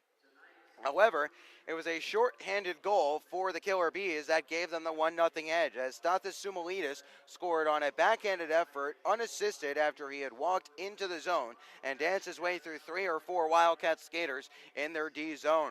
That lead did not last long into the second period as Evan Oakley picked up his 6th goal of the year, finishing off a pad pass after Litviak had some nifty moves in the neutral zone to find some space for a shot. That level score was quickly erased, however, as about 15 seconds later, and it will go to Zach Bennett. It's listed as Kevin Clare right now, but Clare sent one towards the net. It was off the backside of Zach Bennett to make it 2-1. In the third period, the Wildcats came out strong. They outshot Rio Grande Valley 13-9 in this third frame, but it took until past the 7-minute mark for them to find the back of the net and level the score. And when they did, it came from Jake Townsend.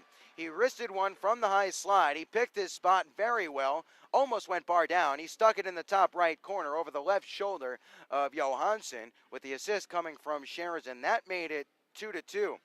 4 minutes later, the Wildcats had their first lead of the night, and it came from Shane Kuzmeski's third goal of the year. Kuzmeski, beg pardon, his third goal of the year after he finished off a loose puck at the left circle into an empty net. As Johansson had gotten himself out of position, it was mayhem in the slot, and Kuzmeski skated in uncontested and sent it into the back of the cage to make it 3-2. Nick Farmer would tack on an insurance tally on the power play for his 7th goal of the year and his 4th.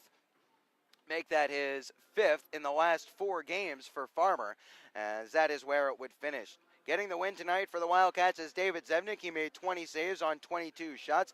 Ben Johansson, the loser tonight, he made 33 saves on 37 shots. With the win tonight, the Wildcats improved to 15-4-0. They are now 12-3-0 in the division, and they are 11-2-0 in games that they are considered the home team. And by the way, this is the fewest games needed for the Wildcats to reach 15 wins in team history, surpassing 22 games needed in the 2007-2008 campaign when they reached 15 wins on November the 17th. So, some more marks and some more notables for the Wildcats history books here this week as they continue their strong start to the season. Tonight's 3 stars quickly before we get off air. Number 3 star tonight was Nikita Litviak. He had a couple of assists. Nice to see Nikita break his scoreless streak, which was at 6 games heading into tonight. That is now done and dusted. Second star tonight, Jake Townsend. He was strong on both sides of the puck. 4 shots on goal. He was a +2, and he had a big goal in the third to tie things up. And the number 1 star, more an accumulation than anything else after he got a power play goal. Nick Farmer, the number 1 star tonight. He was all over the ice, posted a game-high 6 shots on goal, as those are your 3 stars, brought to you by Suddenlink Media. Our next broadcast not until after the Thanksgiving holiday, when the Cats will be on the road in Odessa, taking on the Jackalopes for 2 at the Ector County Coliseum. That'll get going Friday and Saturday night. 7:05 puck drop. I'll have pregame for you starting at 6:50 on FastHockey.com and the Wildcats Broadcast Network. Until then, this is Ben Horner wishing you all a very safe and pleasant holiday with friends and family next Thursday, and we'll see you back on the air on Friday night. Until then, thanks for joining us on this presentation of Wildcats Hockey presented by Armored Roofing. I'm Ben Horner. Have a good night and take care.